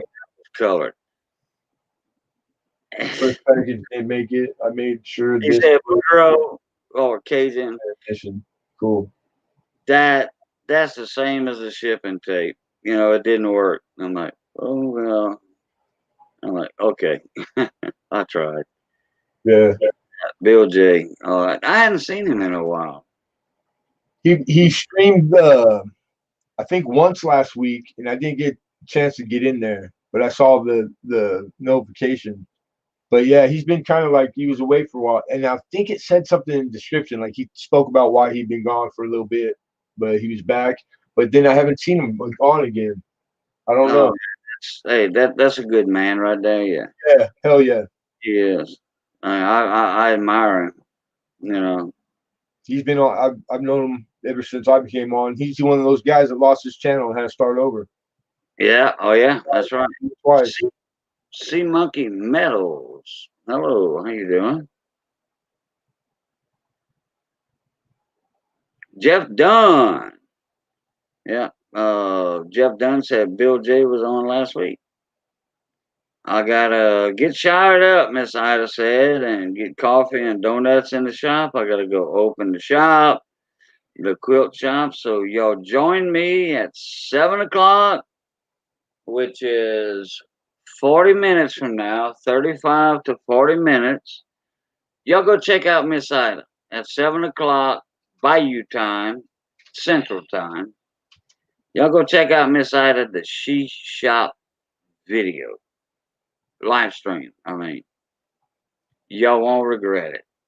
Anybody that she has a giveaway every day for whoever's in there, and you'll get a chance to win some nice stuff. Yes, y'all will. Take my word for it. Take Travis's word. Take Ida.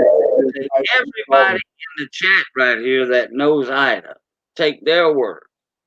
Y'all will not regret going over there and just say 30 minutes from now.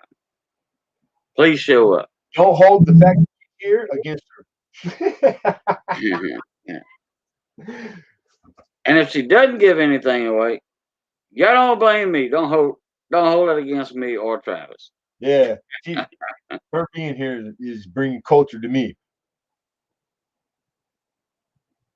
That lady is so talented. I guarantee you that. Man, it's cool. It's still the same YouTube. So a lot of people on here, some and with big talent too. Everything you wish you want, personality, nice people, like it's just crazy. Every day is an adventure on YouTube. There's a great crew that goes in there too. I mean, you're not gonna find any bad people in her streams. You're not. Yeah, that's definitely a plus. Patrick Johnson said, "Yeah, Ida, have a great day and save us a donut." Sometimes Miss Carol, her helper, that helps her out in the shop, she'll bring some fresh donuts from the donut shop. We had to say donut. And I don't think I'm talking about Krispy Kreme neither. I'm talking about mom and pop shop donut shop. Okay. Right. Like, oh man, look, Krispy Kreme. Look, unless I'm at a Krispy Kreme place, which I have no idea where they at or whatever. If they have a place that put them in the grease, make them right there, roll them out, punch the holes with their little hole machines, and fry them, and then put the glaze on them, Yeah. I'll eat those Krispy Kremes because they fresh. They not a week old. I like them when they're warm. And they just put a tray up Man, on the pop if mom and pop can cook. And she said, donuts is one of those things, man. It's because I'm diabetic. I never really had a sweet tooth uh prior, you know. Like I'd eat sweets, but it wasn't like always on my mind. When I found out I was diabetic, man, it came back with a vengeance. Like oh ferocious. Like I yeah, just all I yeah, crave is like, ice cream and donuts and sweets. yeah. You had what we call in French, like me and Jessica Poulin said. You had Yeah. the envies, the envies. What's You know that? you had the craving. The Yeah. envies for that. Look, I remember when I was a kid at like 3:30, 4 o'clock in the morning. Uh, we'd be going like to Holly Beach. Okay, that early in the morning, we leave the house, we go to the ice plant, and they were open on Friday morning, Saturday morning, Sunday morning, and then we pass in front of the donut shop, and you could smell those donuts I bet. and the bread, the homemade bread, the pan, the pan. Yeah. Oh man, I got one right here home. The donuts aren't that, they're as good as any, but what they do is every day they make fresh carrot cake in the big old sheets, and they cut them for sale like 5 by 5, so you get a nice big chunk, and it's like $1.50. But and they're not stingy wow. with the icing, man, because I like the Oh yeah, icing. that icing, Carrot cake. that cream cheese Oh, icing it's so on it. good, man. Man, it's Oh, so good. Yeah, and everybody knows it's like kind of like local famous. So it's like if you don't go there before maybe 10 in the morning, 6 to 10, those 50 slices they're gone. oh yeah, oh yeah, yeah. Déconne, déconne. Oh look, Jessica Poulin said, "I love it when you say French word while you're talking, Kate. I mix up my English with my French sometimes, and sometimes I get my English backwards, my phrases backwards because I used to talk when I was little. I used to talk French before I talk English, and French sometimes is backwards. You know." Oh, really? Oh yeah, like like if I want to say I'm going out the back door, okay. Yeah. In French, it's la porte en arrière, okay, the door in the back, But maybe the same. or Yeah, I get you. yeah, or like chapeau blanche, chapeau bleu, like well not this one, but a blue hat, chapeau bleu, which that means the blue hat, Yeah. you know. So well in French. Well, anyway, like the Portenaya, like Maison Blanche, the house white, but the White House, Maison Blanche, you know, so that would be French, the White House, or the house is white in French. Maison is house, Blanche is white, Maison Blanche. When you're not on and you're home, you speak French in the house. Is that the language being spoken all the time, or? Oh yeah, all the time down here, all the time. Yeah. Okay. I was curious. Yeah. I mean, not here in this house, but yeah, there are conversations that go on in French in the house, and we listen to French music all the time, all the time. French music, Cajun French, you know. In fact, I was thinking about Jessica the other day. I heard a song on the radio say "Yada Swap" last night. Yada Swap last night, and it was Ayuite de Macredi Passe. You know, where were you last Wednesday night? Where were you last Wednesday? And it's a song about, you know, his wife leaving on a Wednesday, and she didn't show up till like the Friday, you know, or Thursday. But anyway, but I mean, it's a sad song in French, and a lot of people were thinking like, well, why'd you write that song, Robert? He was like, well, it's just a good song, you know, and it was a big hit down here. So if I think about it, Jessica, I'll send it to you. I think I have your email, Jessica. I think I have your email. But I'll find that song on YouTube, and I'll send you the link for it. Robert Jordell, Jardell.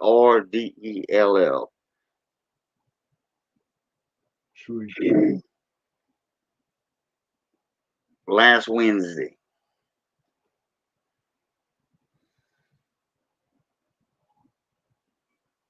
A lot of people say, well, why you wrote that? You know, your wife don't do that. He was like, well, it was just a good song, you know, and not all French songs are true to the fact, you know, for that person that wrote the song, you know. Yeah, there's, I mean, songwriters in general. Yeah, right. Yeah, right. It's like the subject matter only gets you so many songs. There's no law. You can't fib on a song anyways. It's all about how it sounds. If it sounds good, tell me it sounds. Oh yeah, you know, it's a good slow dancing song too. You know, it's a good belly rubbing song. Mm-hmm. You know, it's not a waltz, you know, per se, a Cajun waltz. It's just a slow song. It doesn't have the bump, bump, Yeah. bump, bump, bump, bump. It's not a waltz, or you know, it's like a slow two-step. It's not a waltz, and it's just a good belly rubbing song.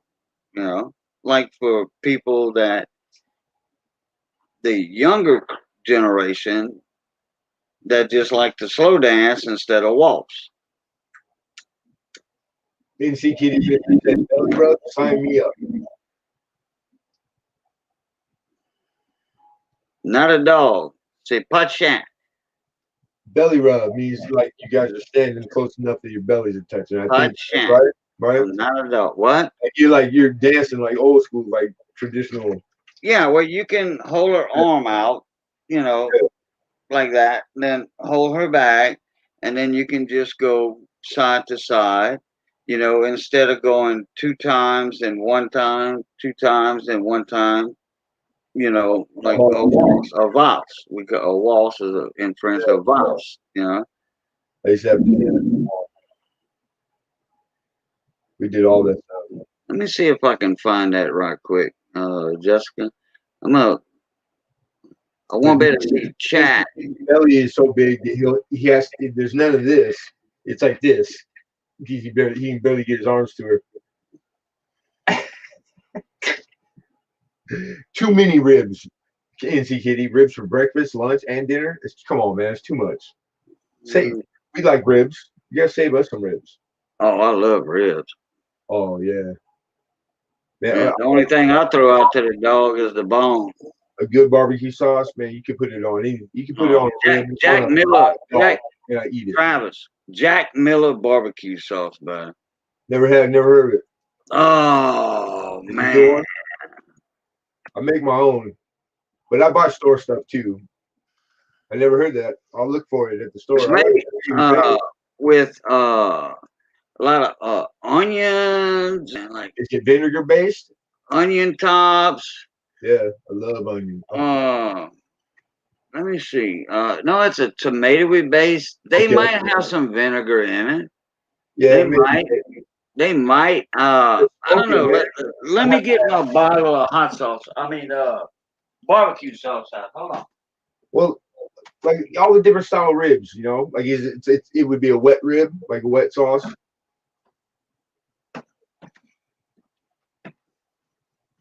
You make your own sauces, It's easy, man. to play with, like people who've never done it. Like it's the basic ingredients is ketchup and coffee grounds. You know what I'm saying? This one's pig stand, which is the same as Jack Miller. Okay. Right on. I think it's the daddy and then one of the nephews or something. It's pig stand. So see how kind of or eat it for pork. Huh? They're like insinuating only use it for pork, or it's better on pork. They said pig something. Pig stand. Pig stand, yeah. Is it on the sweet side? It's not I like sweet. Let me see. Water. Got mustard naturally. Yeah. Yeah, it does have some vinegar because mustard's made with vinegar. Water. It's got mustard, mustard seed, salt, ketchup, some corn syrup. Not much of that. Onion, some more spice, garlic powder.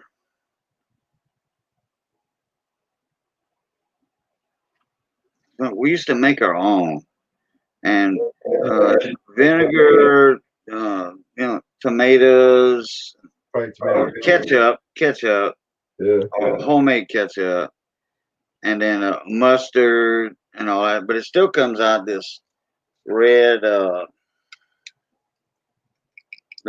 orangey color. Yeah. Chitty says he's Look, pretty popular. I like apple cider. Slice it in red pepper flakes, ketchup, sugar, and spices. It's good. Got onions. It's thick. Yeah. Oh man, look, my kids. I buy this by the gallon jar. Right on. Not too expensive. And no, it was like $8 for a gallon. Yeah. Damn, that's like giving it away. And $8 to $10 a gallon, something like that. Back then, 20 years ago, 15, 20 years ago, or more, 25 years ago. You had that jar for 20 years? Kids would take bread and then they just spoon some out of the gallon jar, put it in a bowl, and then take bread and dip it in there like peanut butter and syrup. If you mix peanut butter and syrup together, and then dip your bread into that. Would they do that with the Jack Miller barbecue sauce? Hell yeah, it sounds good to me. Good little. It was a snack. Yeah. It wasn't a meal. It was a snack, and if they wanted that, that's fine. But this stuff here, you put this like phases. I'll put this on the last when you barbecue, and you put this. You put this at the end of your barbecue. Like the last 15 minutes. Yeah. You don't want to cook your whole barbecue with this on it because this is going to burn from the fire. Which I don't put my barbecue over the open fire anyway. I'll put mine on the medium side, away from the flame. I use an infrared heating barbecue style. I like grilled marks, and I like the flame. At least just the sear. Oh, I like the flame. Yeah, I like the. Yeah, but not like it flame kissed. I do.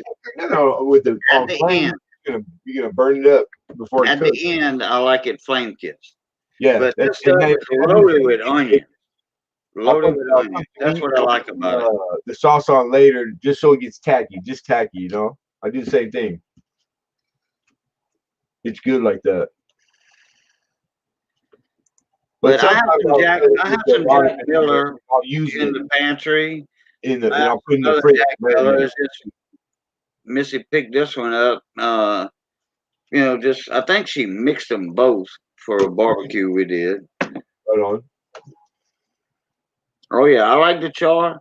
Oh yeah, I like it flame kissed. I do.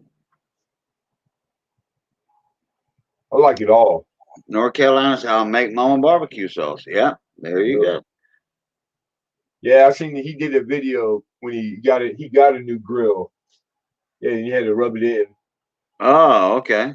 You got him a nice. I think. Well, a smoker. Was it? You got a new smoker, or was it just a grill? I think it was a smoker. A nice one too. Y'all know barbecue pit dog? I'm sorry. Do I know barbecue pit dog? Is that what you said? Yeah. No, I don't. Never heard that. If I'm not mistaken, that's the one from right up the road from me, not far, in Louisiana. Barbecue pit dog. No, He got a YouTube channel. I'm pretty. California's pretty far from Louisiana. Yeah, yeah. Well, he's got a YouTube channel though, and Oh, every okay, now no, and yeah. then No, he'll jump in and say I'm hi. not, but I don't really sub to many people like food channels. I think like you and one other and a few other people, and that's it. Well, yeah, mostly on I never this have channel time. on coins. This Yeah, channel that's on all I do coins is and coins. cooking. I gotta check that out then. Yeah, barbecue pit dog. Cool. BBQ pit PITT, I think it is. DOG. DOG or DAWG, one of the two.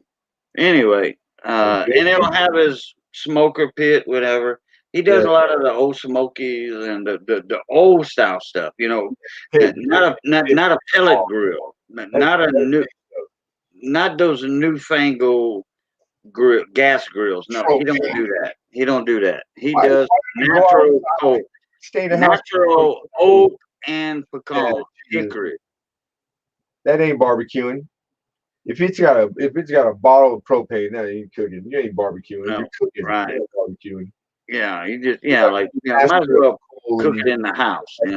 It's a something to learn. You can't just barbecue the first time you know how to do it. You got to learn it. Oh, barbecuing on coals, real coals is an art.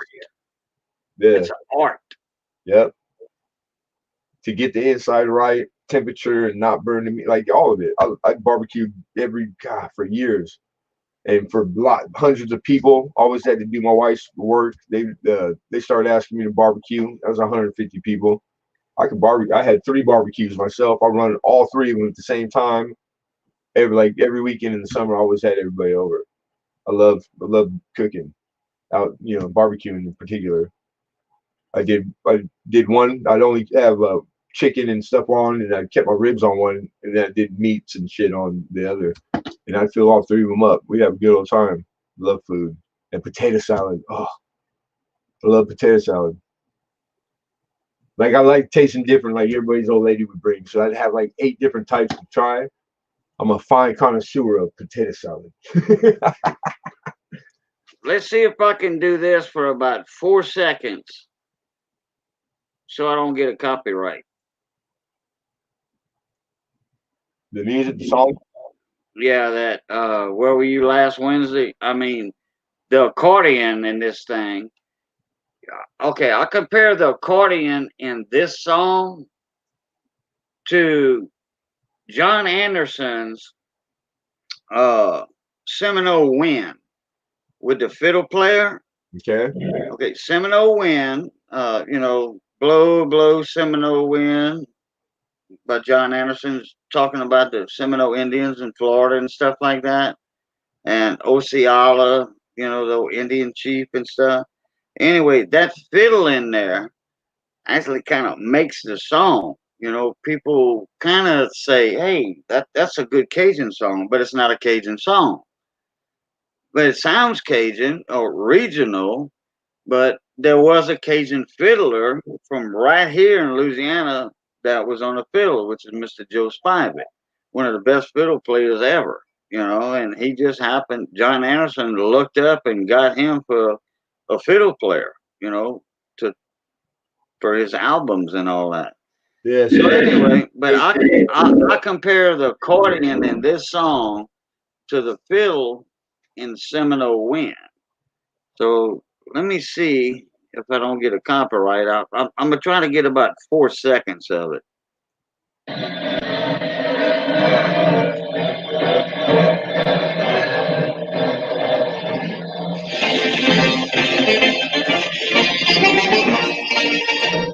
Okay, that's all I can play of that. That's a guy a Cajun accordion. I'm gonna copy the link and then put it in the chat for everybody. The accordion, kind of. Yeah, we got. Knew anybody making a comeback. Kids now, it's like kind of like, and they're picking up, and there's a lot of bands, and they all have an accordion player in them here in Southern California. Yeah, but this is not the Steve Urkel piano accordion. Okay, this is what we call a Mamu air compressor.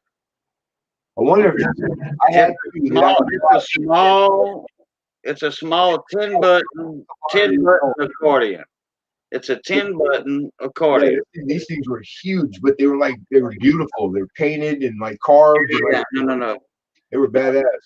Yeah, these accordions are 10 button, not the 3-row like the Zydeco accordions, which the 3-row is a Cajun accordion, and they kind of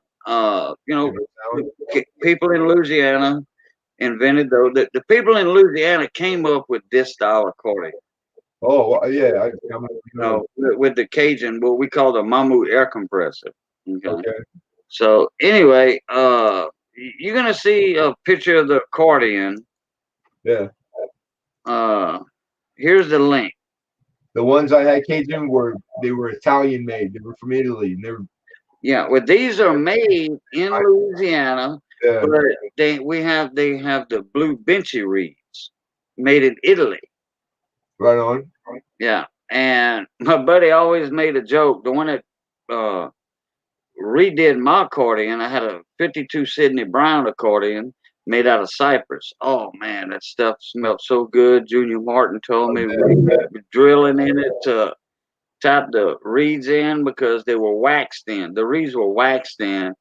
And I was doing a festival for the 4th of July one time. And then Nolan Cormier got on it. He's hard on the accordion. He pulls real hard and all that. And then his son got on it. He played with my accordion.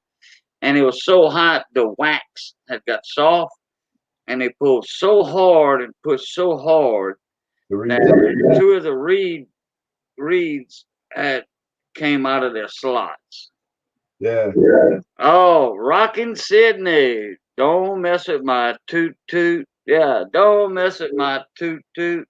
¿Qué pasa, ya? ¿Qué pasa? Rockin' Sydney. Dead and gone now. Bless his soul. But anyway, that was a big hit. Oh, man, that was a nationwide hit. Don't mess with my toot toot. Whenever you did it triggered my, you just did something to my computer. It's got the screen for like when you talk to the fake lady. It's never done that before. That's crazy. Oh, Late Night with Bull said Doug Kershaw did it better. But don't mess with my toot toot. Yeah, well, him and Rockin' Sydney did it together. But Doug had that fiddle in it. Doug Kershaw had that fiddle in it. Don't mess with my toot toot. Oh yeah, Rockin' Sydney had quite a few hits. Oh, Doug, Doug Kershaw and Fats Domino. That's right, Fats Domino did my toot toot. That's right. Well, like I said, Doug had the fiddle in it, the Raging Cajun Fiddler. Yeah, I heard it down in Georgia or something. He was looking for a soul steal.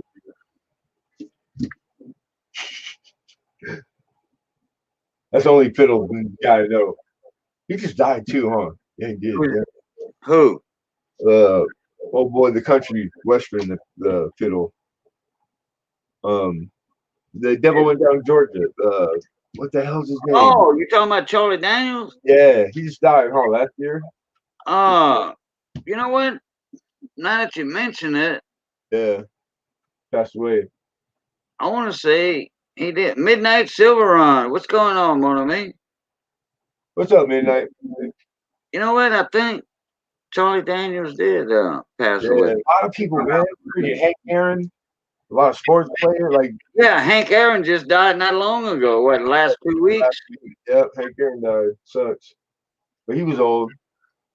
Well, everybody. Going I don't know how old you are. I mean, I'm 56, have that guy put the grave.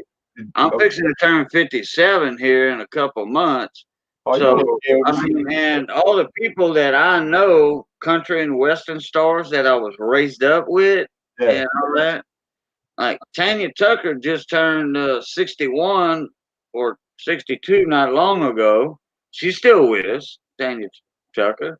Like Charlie Pride died.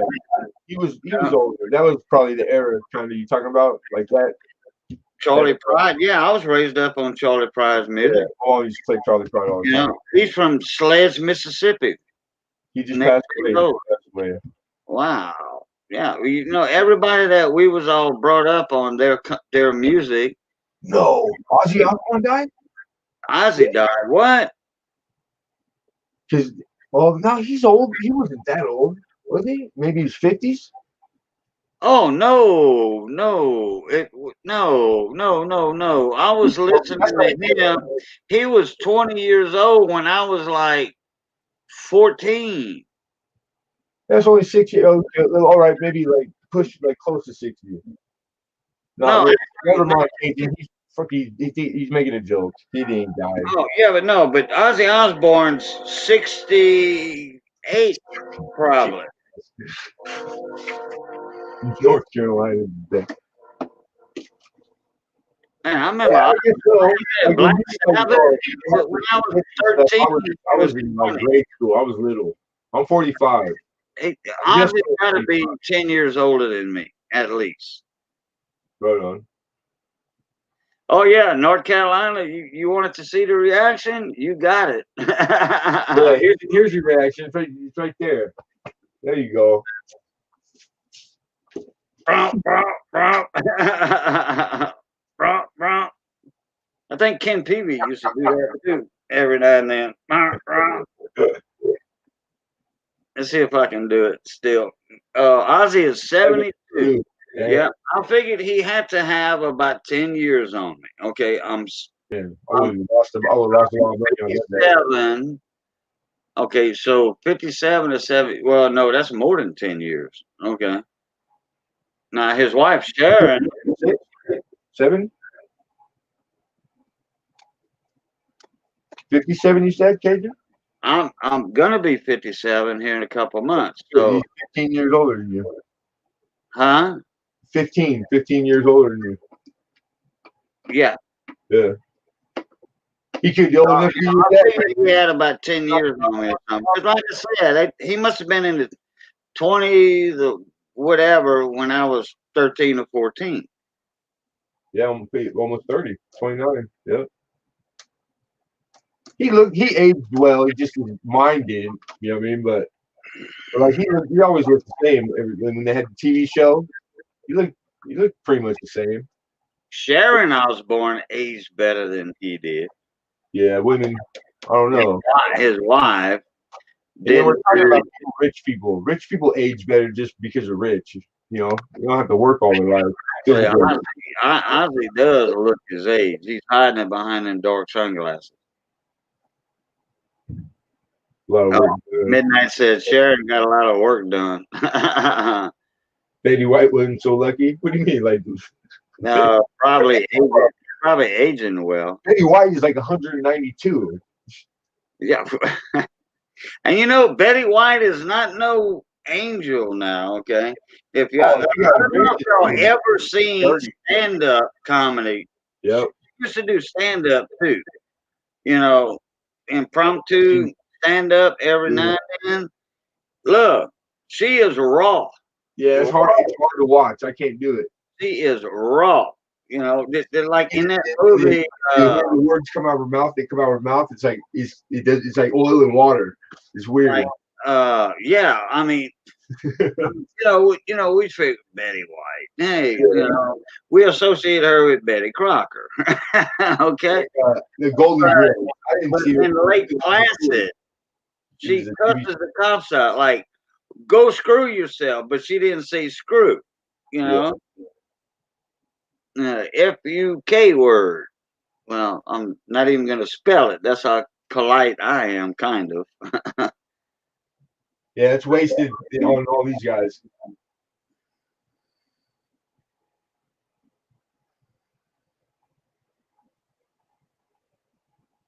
I like Betty White. I like Betty White. Let's see, what time is it? Nighttime. 10 minutes till 7, and my conch flight for a change up there. I'm about 30 seconds fast on that, which I did that on purpose. So in 10 minutes, we're going to do a Cajun raid over to Miss Ida Herring's channel. I'm going to see if... Is that legal? Yeah. Oh, we're going to do a Cajun raid. Cajun pirate raid, whatever. That was dangerous. We're going to jump ship from Cajun channel to her channel. Yeah. And let me see. I don't want to get rid of that one. Let's see. I can do this one. I'm going to see if Miss Ida might be setting up. But I want to catch her live. That way I can share the actual video link. Ida. There it is. Oh, let's see if she's got it set up. Okay, that was yesterday.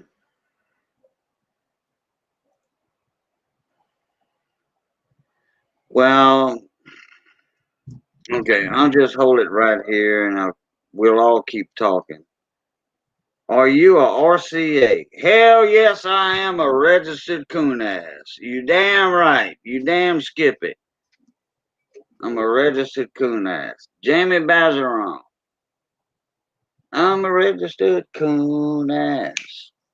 That's right, baby. What'd you just watch live on YouTube? Vision? Hide the shit. Just watch that live on YouTube. Hide the shame. It's late though, or early. Y'all look up Jamie Bazaron. It's spelled Bergeron. Like, what's that guy's name that does the video? American Funniest Videos, something Bergeron, but it's Bazaron. He's from Louisiana. Oh, hey, Jamie Bazaron, RCA, registered coon ass. That was a big hit down here.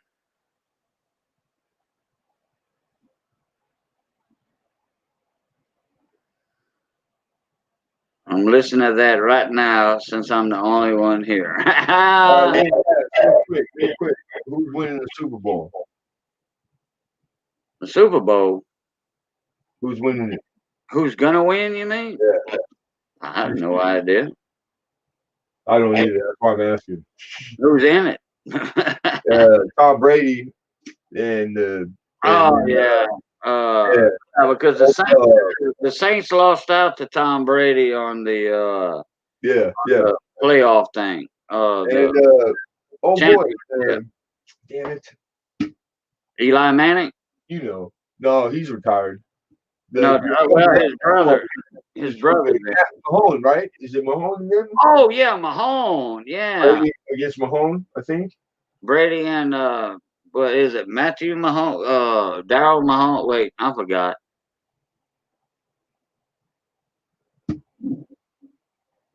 I don't watch either. Kickers and 5,000 watt screaming Cajun music at 7 in the morning. My neighbors are gonna commit me. There you go. Hey, late night with Bull set up. Travis. They don't pay your bills. Bull has these set up, buddy. Yeah. If you ever go on like a video he's got and see his monitors, I'm already knowing. His monitors where he does all his auctions and all that. Yeah. Oh my God. And then he's got that freaking studio in his house. You know, oh man.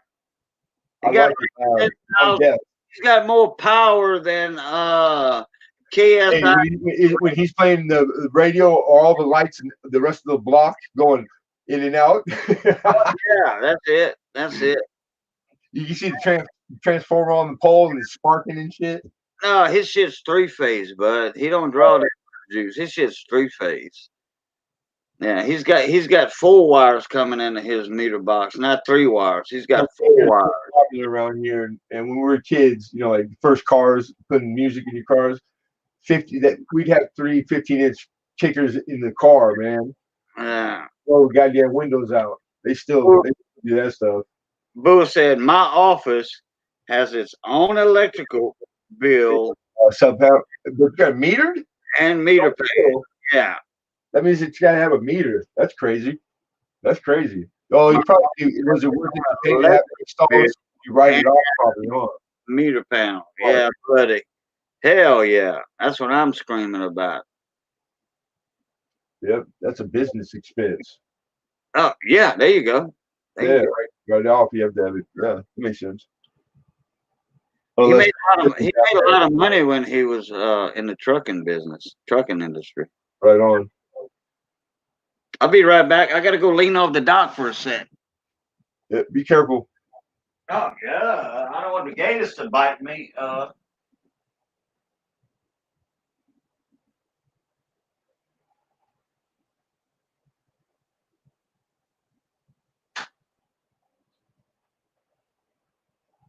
My office is mobile. One up. Well, this one has to be torn down. I got a couple of days. I don't know what I'm gonna do with all this stuff, where it's going. And I'm sitting here screwing off in Cajun Stream. I gotta get off and get to work. Yep. I might come on, try to fit in and I'll give deals because I got lots of rolls, dude. And it's too much stuff to travel with. Any of you guys want 106 Canadian BU cent rolls, like 60 through 65 mix, non-search deals? BU? Oh yeah, bright, beautiful. These things are as great as you see them. You know what I mean? What? All the coins are like one date in each roll, or are they all? Yeah, they were rolled up, in whatever in the '60s, early '60s. They're in the old tubes. They're dealer rolls, put together rolls. Oh, okay. Yeah. Which is like most of the time because I got good source. It's Gators won't find anything. Oh shit! 12-inch catfish. What do you say? North Carolina kitty fishing. No, yeah. Got a job again. Oh, you back here? North Carolina kitty fishing said Gators wouldn't find anything to bite. Bullshit! They're gonna find a 12-inch catfish. Oh, that's funny. It is. You're messing around. Hey, if you're gonna tell it. Make a tall, long story. Ain't no dicky do around here. Belly hang out farther than his dicky do.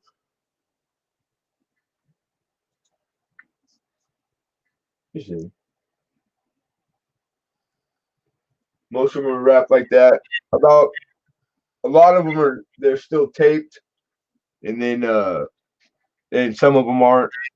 So the ones that aren't, but I had to go through to make an accounting of like what date. So most of our tapes, I loop every single one of them. So I got a number, and it's mostly 64, and then a lot of 63, and then the 65 and 2 are the lower number out of 106. I gotta live around here somewhere, but I love them, man. I like Canadian coin. It's the same thing. They got Aaron varieties. I found hanging 3, double hanging 3, and there's a triple 2.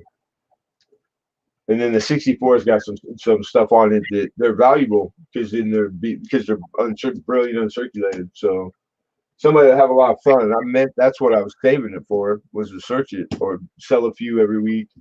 But all this stuff, I don't even know where the hell I'm going. So I don't want to stick it in the machine because I will, have to. Do y'all see that link in chat? Is it Ida's? That's Ida's. Let's go give her a raid. A Cajun raid. Say, Cajun Raid, good morning, Miss Ida. Let's go. I'll see y'all there. He said I'm Justin Bieber on him. No, Love- yeah, Canadian moves, man, it's popular right now too. So you got to do it when it warrants it too. But right now, that's funny. I sell it by the pound. Travis, 75 pounds last week. What's happening? do your sign off. Oh, I don't really have like a patent sign off, so I just say be well, you guys. Be well. You know what I mean? Well, yeah, do your regular thing. Yeah, be well. Okay. Love, peace, crackling grease, and we'll see y'all at Miss Ida's. Plutot. Dynamite. He said crack.